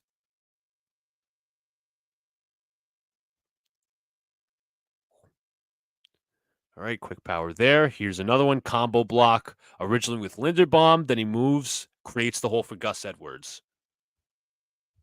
I also think, what's it called? Maybe it's a little underrated to say this, but you kind of bring it up with he played really good he played okay, but he was also next to a really good left tackle and a really good center. So I think he did get a lot of help. And I think he's going to get help here too, because we have Tyron Smith, as long as he's available, and you expect Joe Tippmann to take another step in the right direction. So we're going to continue with the positives. Number 76 lined up on the left guard side, obviously. Here you go. Good pass. Not much going, but he picks up the free rusher inside. Obviously, this pass is a screen play to Mark Andrews, but we're going to go back a little bit. Shifts him over to the tackle. You have a free rusher. I believe this is number 92. I think this is B.J. Hill, if I'm not mistaken. He is going to get meeting up, or I should say he's going to meet with John Simpson. Simpson's going to give him a nice tug.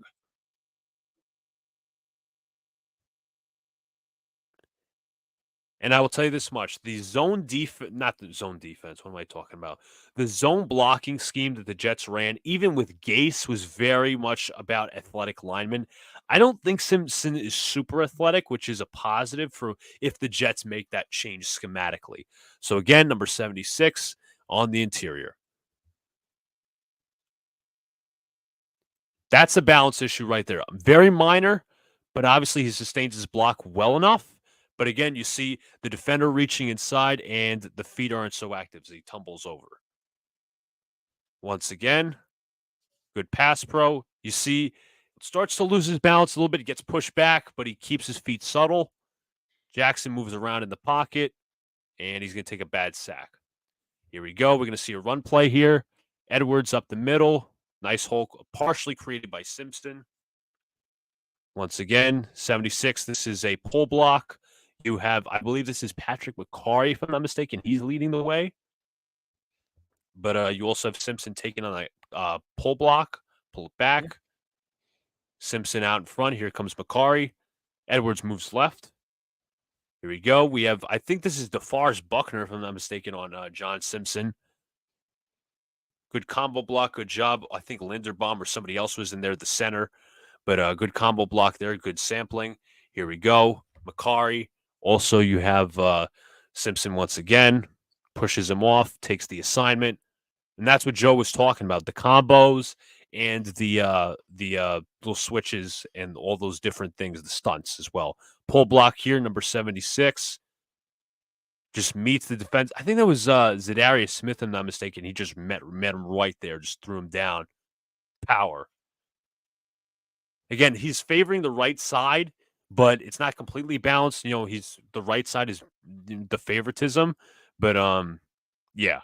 Once again, another pull. Or I should say this Lamar Jackson run. We'll back this up a bit so we can find our guy John Simpson. Right here against 93, creates the lane, pushes him aside. Lamar Jackson, wide open touchdown. Last one on the positives. Simpson, combo block here with McCarry. And Jackson throws to his left. They obviously would be caught or not caught, but good sampling. Now we'll see some of the negatives, as Joe was pointing out. We got about 24 seconds. I know it's a little bit low, but we're going to see some of the negatives. Malik Collins. Now, Alex, what issue do you identify here? Let's see this. Let's go back to this play real quick. No balance, obviously, because he's head heavy. And he's not staying with his full man, which could be a little bit of a feet issue. No, but you're right. He leans with his head. Right there is hat placement. Mm-hmm.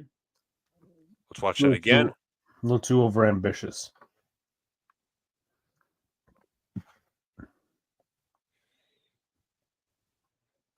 Not a terrible job, but I think you see he gets pushed a little bit up, up in the upper body. Yeah, when Lamar's rolling out, there's a hold. Did you see the ref throw the flag? That's another balance issue. Last one. Again, that was the first one, actually, but he takes Collins down. Could have been a hold, could have been not. But the overall theme here is, was I excited about this signing originally? No. Do I feel better about it? A little bit, I guess. But again, you talk about adjustments, the Jets making those adjustments. Will they make those adjustments with the schematics? Because we have, again, Smith is a mauler, Simpson's a mauler, Moses a mauler. Everybody's a mauler. And Michael Nani even mentioned the article, the gap versus zone kind of thing. He says, I really trust his analysis. And he says that Tippmann and Vera Tucker would succeed in a gap-like scheme. There is no strictly gap or strictly zone team. It's obviously you run one more than the other. But again, you don't want to fit a round hole, a square peg into a round hole. And there's possibly concern that the Jets might do that. They can't do that if they want to get there's the not best just of the offensive concern, line. Luca. Here's where I might sound a little exaggerated. There, of course, Hackett's not going to change. You really think that man's going to change his offensive scheme? He is the most stubborn offensive coordinator. I mean, heck, this dude didn't even have meetings during the week. Remember when that report came out? He thought he was so gifted that he only met with his boys in Carter and Downing. He didn't need to meet with everyone else. He thought he was that good, which is pathetic. Was that did we cover every offensive player? We got to cover Morgan Moses next. Oh, Moses next. But your initial thoughts on the trade return? Do I like Morgan Moses? I want to say he's solid enough. But it does bring me to a point because I did want to pin the comment, and once we got to Morgan Moses, if I could find that comment, we did pin it. So Mike says maybe in the minority, but I still think the Jets should take a tackle in round one. Smith and Moses are not long-term answers. How much do you believe in Carr and Warren and Max Mitchell? All right, Mike. Well, listen, you are not in the minority with me. I completely, full-heartedly agree with that statement. Do I think before we even get into Morgan Moses, right? I'm all ears. Let's think logically for a sec. I know the Jets front office doesn't really do that, but let's think of it like this. You have Tyron Smith as a stopgap as your left tackle. Fine. Yeah. I love that idea, right? You have Morgan Moses. And then after that, you have Mitchell, Warren, and the depth kind of wears off. Could you imagine if Moses was kind of like your swing tackle or your backup right tackle, right? And say you do go after, I don't know, the guy I've been wanting for I don't know how many months now, but I'm all in on the Tally's Fuaga train, all right? Because, I mean, if you haven't seen, go check out the interview. But nevertheless, Fuaga is where I'm going at right tackle. If we're thinking, still thinking of the offseason for the Jets, because, and we can debate it too. We'll talk about the wideouts in a little bit. Mm-hmm. But I really think that it's such a premium position, but I don't think we have a premium player there. Now we have someone that's an elite player, but I don't think we have a premium future player at the tackle spot.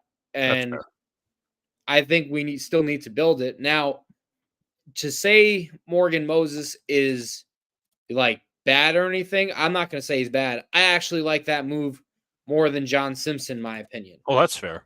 And I believe he was here, if I'm not mistaken. 2021. Right? It was it the final year of Gase or the first year of Saleh? First year of Saleh. First year of Saleh, right. So pretty much, for anyone that doesn't know the deal, I'll get into it with Luca. They got Morgan Moses for Baltimore for basically a 6th-round pick, and then I think they swapped 4th-round picks, if I'm not mistaken. I actually did have something saved from Jet X Factor. He had at the right tackle spot. I know Pro Football Focus, we don't really like to do that. Yeah. With the grading system, but he's only one of 3 right tackles, and I saved this when I saw this. to have a grade in not just the pass game, but the run game of 75 or higher. The only other 2 tackles on the right side were Lane Johnson and Penei Sewell. That's pretty noteworthy because those are 2 elite tackles. I think Lane Johnson's been elite for God knows how long. I think Penei Sewell's probably the best right tackle in the game. You can make the argument. Moses again, according to PFF, again, for pass blocking numbers, 25 total pressures on 450 pass blocking snaps. That means he had a pressure rate of 5.6% pressure rate, and that ranks him 30th out of 83 qualified tackles. And I thought this was an interesting point too. For reference, on the same list, Moses ranked 30th. Becton ranked 61st, and he was pretty much penciled in to be our starting right tackle. So you are really getting someone much better in the pass block game. I know Becton can be a good run blocker. And I think for the capital they gave up for him, a 6th-round pick, and you swap fourths, sure. You can get me on board with that. I had no issue there. Again, though, I will say, when you have Lamar Jackson as your quarterback, the numbers are going to look better. That's true for an offensive lineman. But I mean, it was consistent throughout the whole year, so I give him credit. Give him credit for it. Yeah, absolutely. Obviously, John broke down the stats for y'all. Let's see. Let me pull up some other numbers. The pressure rate was about 65th percentile. That's about, I'd say, around average. 1.1% sack plus hit rate, 80th percentile, 90th percentile on seconds, so average time to pressure. Run block grade was actually top 10. And run block rate, as I said, run block rate 77. But again, the concern right here is, me and John were talking about it as well. What do you do at 10? It provides you flexibility, but I'm all in for the playmaker, and I completely understand that the Jets don't exactly have that star playmaker outside of Garrett Wilson. Brock Bowers is a stud. Rome Odunze is seen as a stud. Obviously, the Jets are going to be meeting with Mike Williams starting tonight into tomorrow, but the question is too, if somehow Bowers isn't there, do you explore? Now, John, I don't know if you did a scouting report on him. Have you done a scouting report on Troy Fautanu? He did.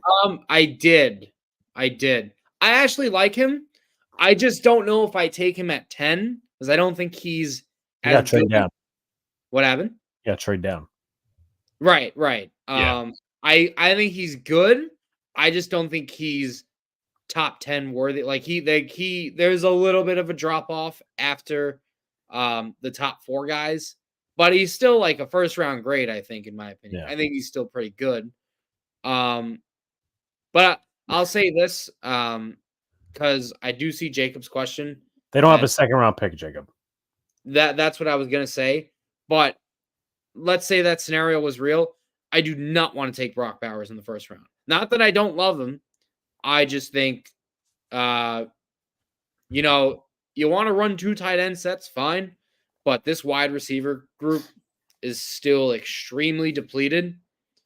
And if they're not taking offensive tackle in the 1st round, it has to be a wide receiver. There is no other justification. So God help me, if this team takes another friggin' pass rusher in the 1st round at 10th overall. Listen, we can both agree that safety. No, that would be a horrific mistake. I could not stress it harder.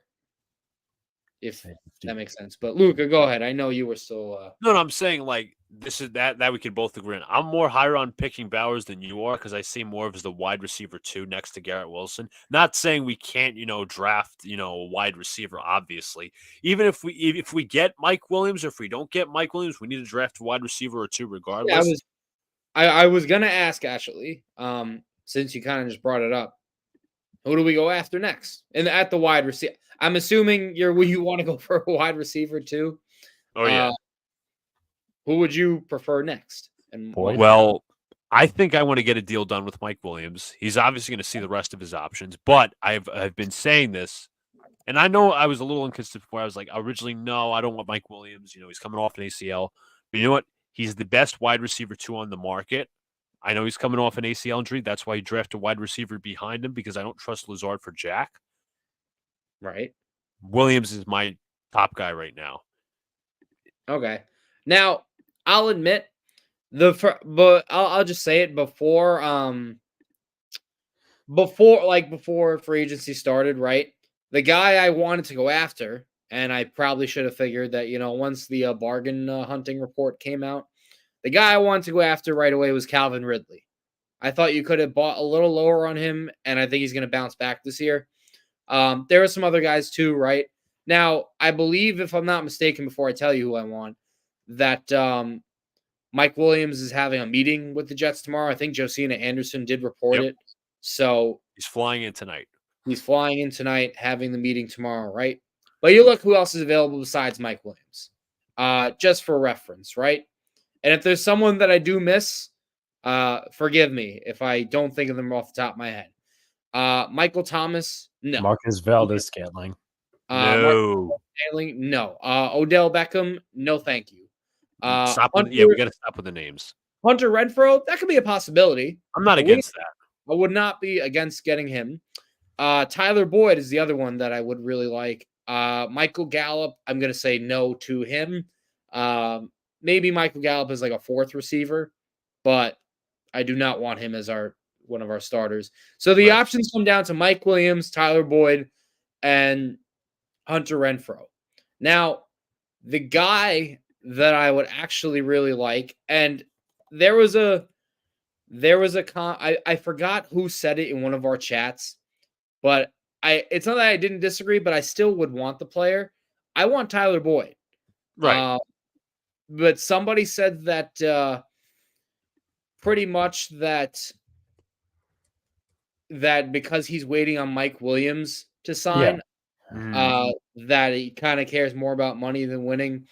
It's not that I don't disagree. I think he has what it takes when he's been on a few deep playoff runs with the Bengals. Right.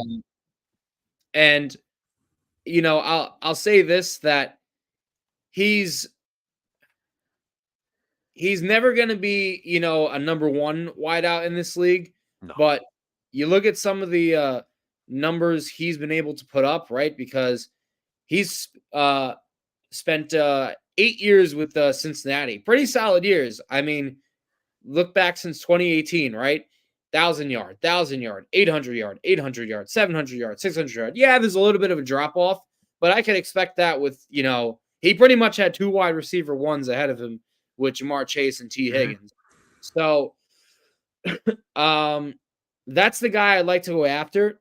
Now, you could convince me even more for him, especially if you draft someone. Oh, yeah. Which they should. Because, let's say they do take a wideout round one. You have Garrett Wilson, stud. Whoever they take round one, I'm just going to throw names out there. Neighbors or Odunze, whoever the hell it is. Right? And Tyler Boyd. Yeah, no, that's a filthy-ass receiving core right there. And I would be very comfortable with that Allen Lazard becomes a 4, who I might mention, if Joe Douglas wants to listen, you can't trade people that have zero value. I don't think he understands that, but nevertheless. You know what's funny? I'm sorry to interrupt, John. People were ripping Diana Rossini once again for posting the report that the Jets were stopping Lazard and then Connor Hughes came out and said, "What's up to Vinny?" By the way, Connor Hughes came out and said, he's off the market. He's like, "Oh, where's the 30 sources now?" No, here's what I think happened. The Jets gauged his market, saw nothing was happening, then they tried to use their PR to cover it up. That was no 30 sources bullshit. The Jets tried to shop him. They say, "Oh shit, well, looks like nobody's going to take him. We got to cover our asses." Because that's exactly admitting failure after year one. Like, to be done, like, John, he literally played himself out of games last year. He was inactive for games, a healthy inactive. Remember that? Oh, yeah, no. He was too busy playing soccer as opposed to catching. Oh, that was fucking terrible. I couldn't stand that. Nevertheless, I didn't mean to bring up Mr. Garbage Allen Lazard. But yes, Vinny, I'm very happy about Tyron Smith. Yes, I am. But nevertheless, that I would take him over Mike Williams. But if they did sign Mike Williams, I understand, getting him for Rodgers, wanting to stretch the field. Now, the concern is dude's coming off an ACL injury, so you don't know how he's going to, bounce back. But if they did take that risk, I'd be comfortable with it as long as it's not too expensive, which Absolutely. it might make more sense because we all know Joe Douglas has got the pennies and nickels and dimes and quarters He's all nickel hiding and up his diming. sleeve. And I got to let you in on another free agency note. I don't know if you saw this. This is regarding Joe Douglas. Quentin Jefferson had an offer from the Browns. He went to the Browns, by the way. He had an offer from the Browns. He waited for an offer from the Jets. The Jets were too slow to respond. Okay. That's something I didn't exactly like because we replaced him with Javon Kinlaw and Lecky Fotu. That let's see. The thing when it makes zero sense. Yes. One of those things that made zero friggin' sense. I thought Quentin Jefferson was awesome for us last year. Very good value too. He was only really signed for great a 1 year, value. like small And $1 million contract or whatever it was. For some reason, because Javon Kinlaw probably knows Robert Saleh. Yeah, exactly. John, whoever said it, I think Vinny might have been one of the people who said it. We get the 49er rejects. We don't actually get 49er players. Think about it. Javon Kinlaw, Solomon Thomas, both draft busts, to be honest. Yep, agreed. But going back to this wide receiver thing, Tyler Boyd, yes. Mike Williams, I'll be fine. I won't be, angry about it. He could be, again, a guy that has the ability to strike. He made a lot of big plays for Herbert, so he could still do it. Yeah. And I'll even take a Hunter Renfrow and be okay. okay. 100%. I still think Hunter Renfrow would be really someone good in the slot. You know who I wish they picked up? And it was a reasonable price tag too. Curtis Samuel. Yeah. He only signed for $8 million. I think we talked about trading for him last year, if I'm not mistaken, or if that was your point. Deadline. Yeah. And we said we should have acquired him at the deadline, but a lot of people were like, "Oh, what has he changed?" Yeah, okay. Quality slot receiver, but doesn't change anything. Right. And then you brought up the defensive line. The other thing on offense we didn't get to, the backup quarterback. Thank fuck. Tyrod Taylor. Yes. That was my initial reaction. Not that I think Tyrod is this amazing guy that can win us a Super Bowl. Yeah. But can he just play a couple games in case, God forbid, Rodgers got hurt again? Now, Tyrod, this thing is, it is a little ironic. Yeah. Because I think the Jets should draft a quarterback, like a developmental guy. And, maybe Joe Douglas didn't hear the first message, but, Alan Lazard has like zero value. Zach Wilson's got like negative 50 value, so below zero. And he couldn't even trade him. Not that like Zach Wilson has, I can understand more Lazard because he's got a friggin' terrible contract. 4 years, $44 million. Zach Wilson's still on his rookie deal. And he couldn't get one buyer for him. That's embarrassing. But nevertheless, I'll say that Taylor, it's ironic because he's had so many injuries. Yeah. But do I trust him to be a backup? Yeah, he's been around the league for a while. He can run an offense. He's not going to make mistakes. He's not going to turn the ball over. The only thing you got to worry about is him putting himself up for injury. Yeah, that's really the only concern. But does it make me breathe more knowing he's back there instead of the failed reincarnation of Spider-Man? Yes. Did you forget, Alex, how he throws the football? Come on, ready? Especially when he does the sidearms. Yep. Terrible. Do they actually have four quarterbacks on the roster? I don't think they're going to keep 4 quarterbacks. Yeah, I don't think. Yeah, they'll keep 5. Here's another one. Jacob, great point.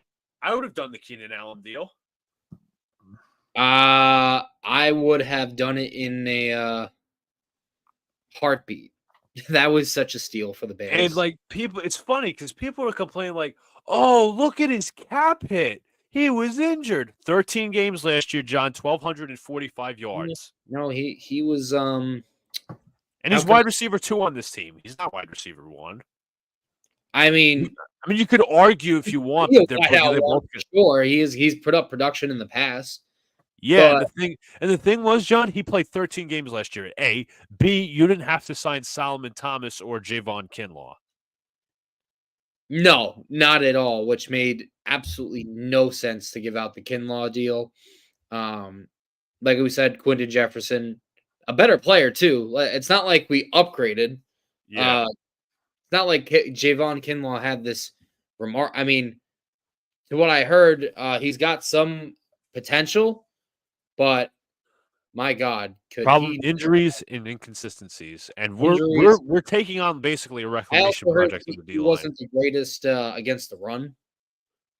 if I'm not Yeah, mistaken. I think he's like we signed Fotu supposedly to be that run stopper, but Yeah, Kinlaw to be the pass rusher guy to replace, unfortunately, Quentin Jefferson, who I really wanted to re-sign. yeah. So that doesn't really help have me in high spirits with that one. And then I guess now we could go a little more into the draft, just a tad. Yeah, At at 10, okay, we kind of touched upon it. Do we take the offensive tackle or the wide receiver?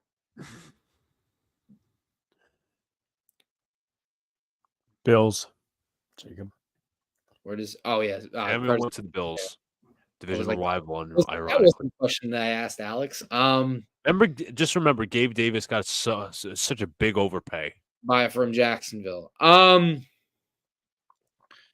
I'll say this. The need is there at both, and I won't be mad if they took either.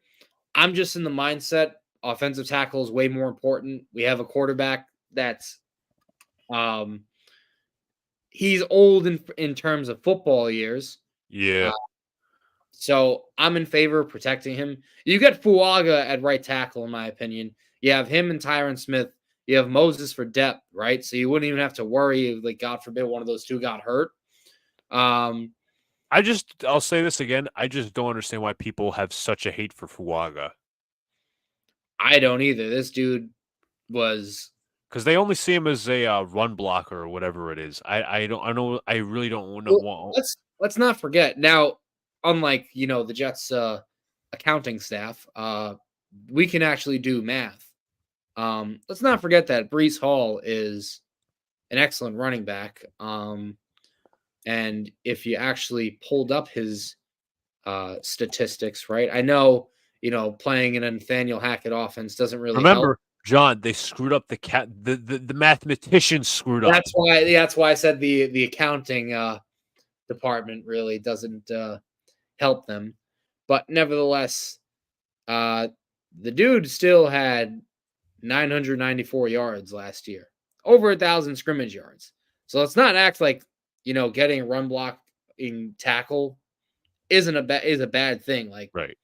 Brees Hall is arguably our best skill position player. You can argue whether it's him or Garrett Wilson. Mm-hmm. Brees is just, when healthy, he's It's phenomenal. phenomenal. Yeah, And the thing is, if you draft a tackle first round, which again, whether it's wide receiver or Bowers or offensive line, I'm gonna be honest, I really don't care. It solves a need either way. If you're taking a tackle first round, why the hell do you care? Why the hell do you care who specifically it is? Because they're top of the draft board. A, B, they're not going to be playing unless injury. So what do you have to worry about? Of course, you're not caring about that. Of course, I mean, you shouldn't. That's the key word. You shouldn't. And in terms of trading back, I'm not saying yes right away. Right. But you got to see what the offer is. I got to see what the offer is. I'm not like fully opposed to it. If you could tell me I could recoup a second round pick or a third rounder, maybe. Depends how far back we are, but I'm okay with it. Absolutely.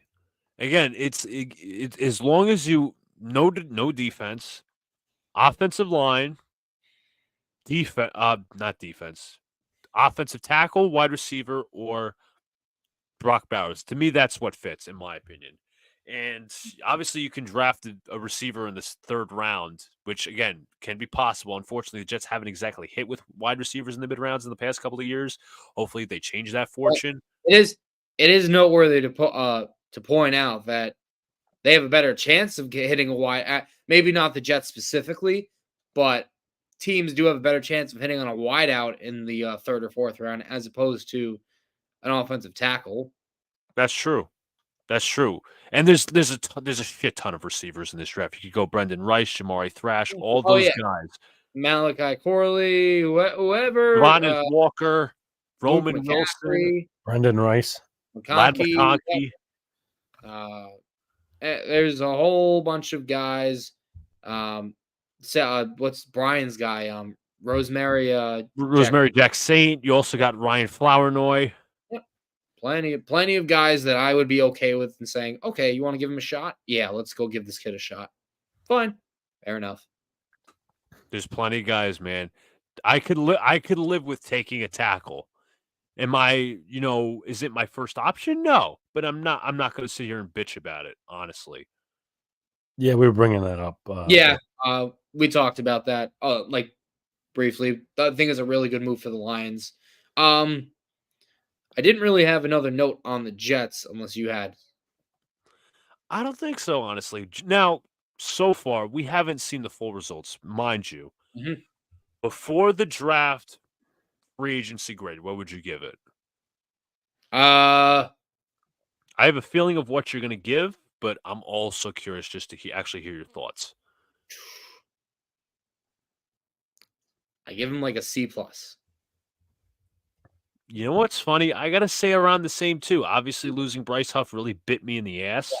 We didn't really talk about the departure, but I feel like I'm less disappointed because I knew it was coming.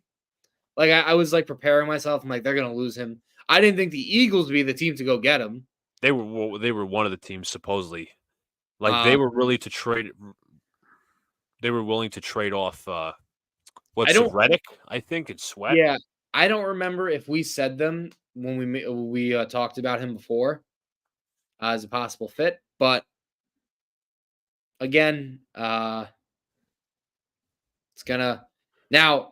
The one thing I'll say, because I know Alex made this comment with the Giants earlier, I don't think that means that they have a better pass rush or defensive line than the Jets at the moment.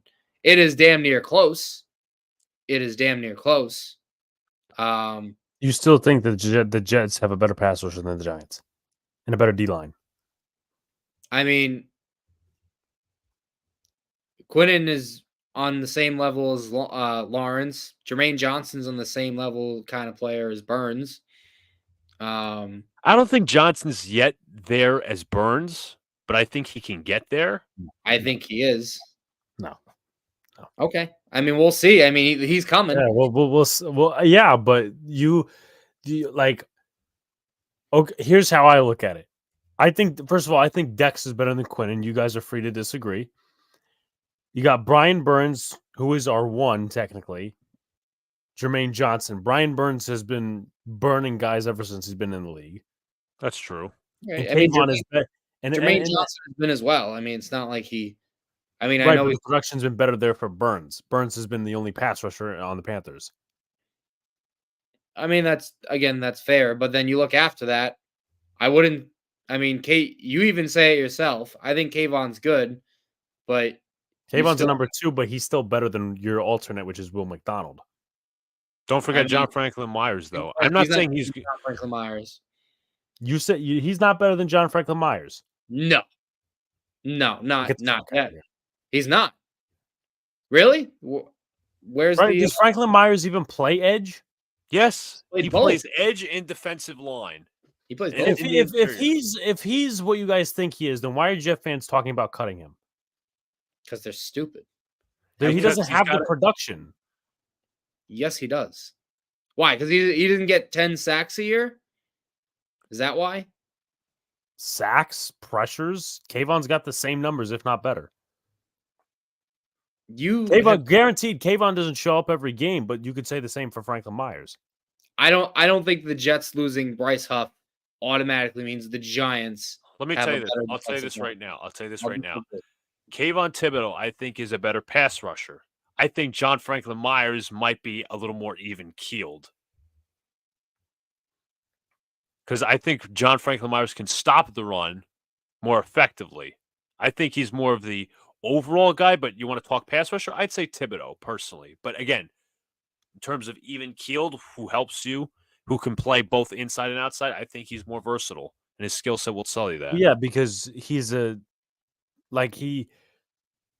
can't even consider him like a full-time edge because he plays interior too. Like that's like Jihad Ward stuff.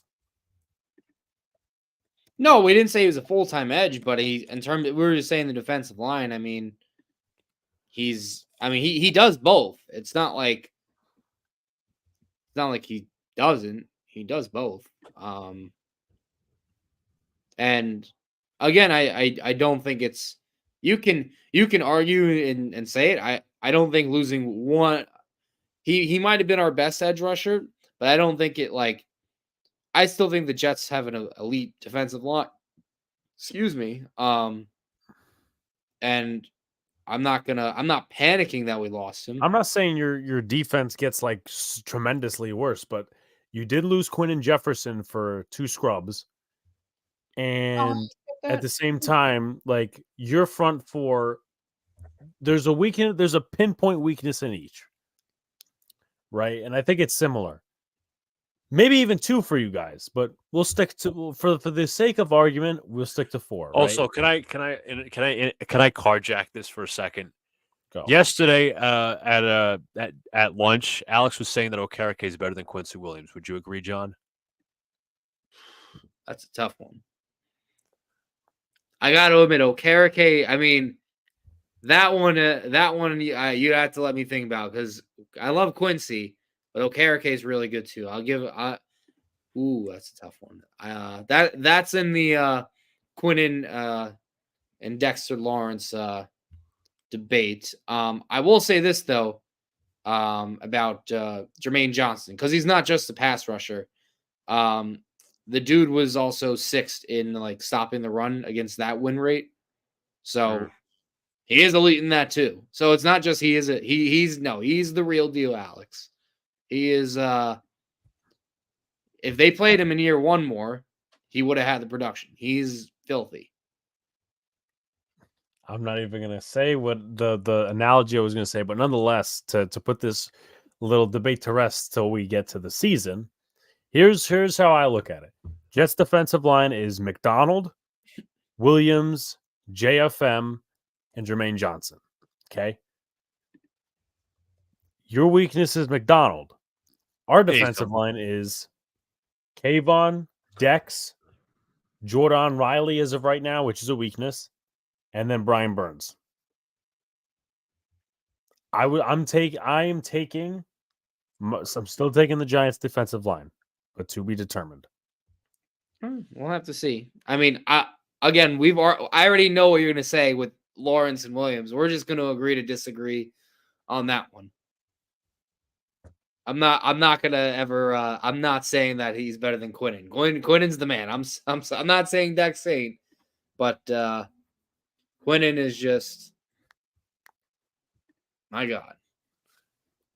Again, disagree, but we'll put that debate to bed. Luca? Final thoughts. I think I'm going to give the Jets also a C+. Could they be better? Yes. Could they be a lot worse? Yes. But again, as I said, the results have to manifest themselves in the regular season. But, John, I guess we can move on to the Knicks, who are surprisingly winning against the Golden State Warriors.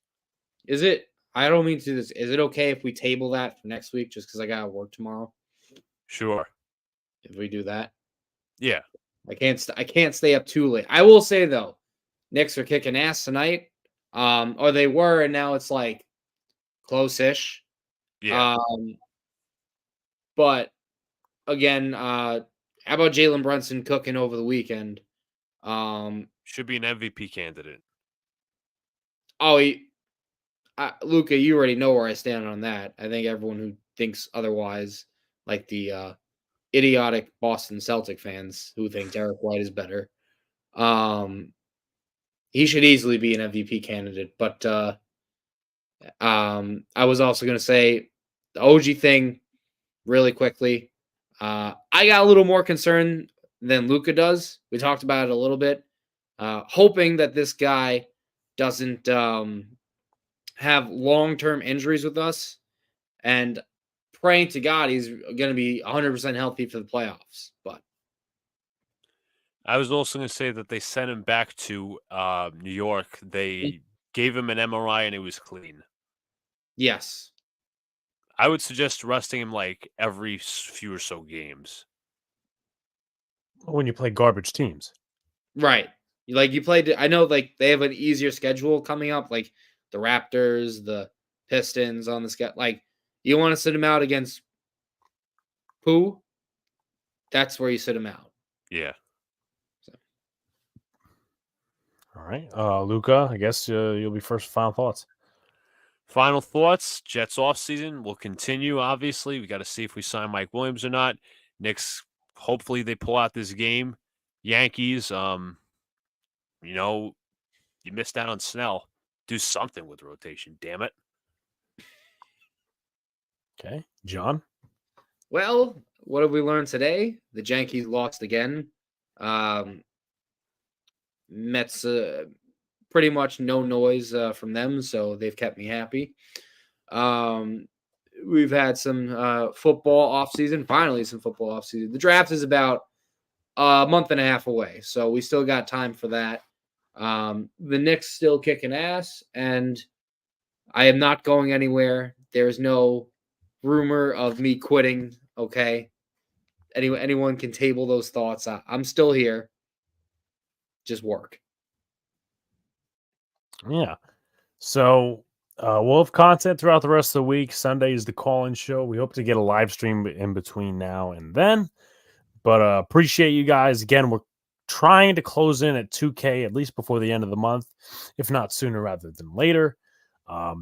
Appreciate all the people coming out, YouTube, Twitter, all that other good stuff. We'll be back next week for another show, but we should be back before then. Peace out, guys. See you later. Stay cool.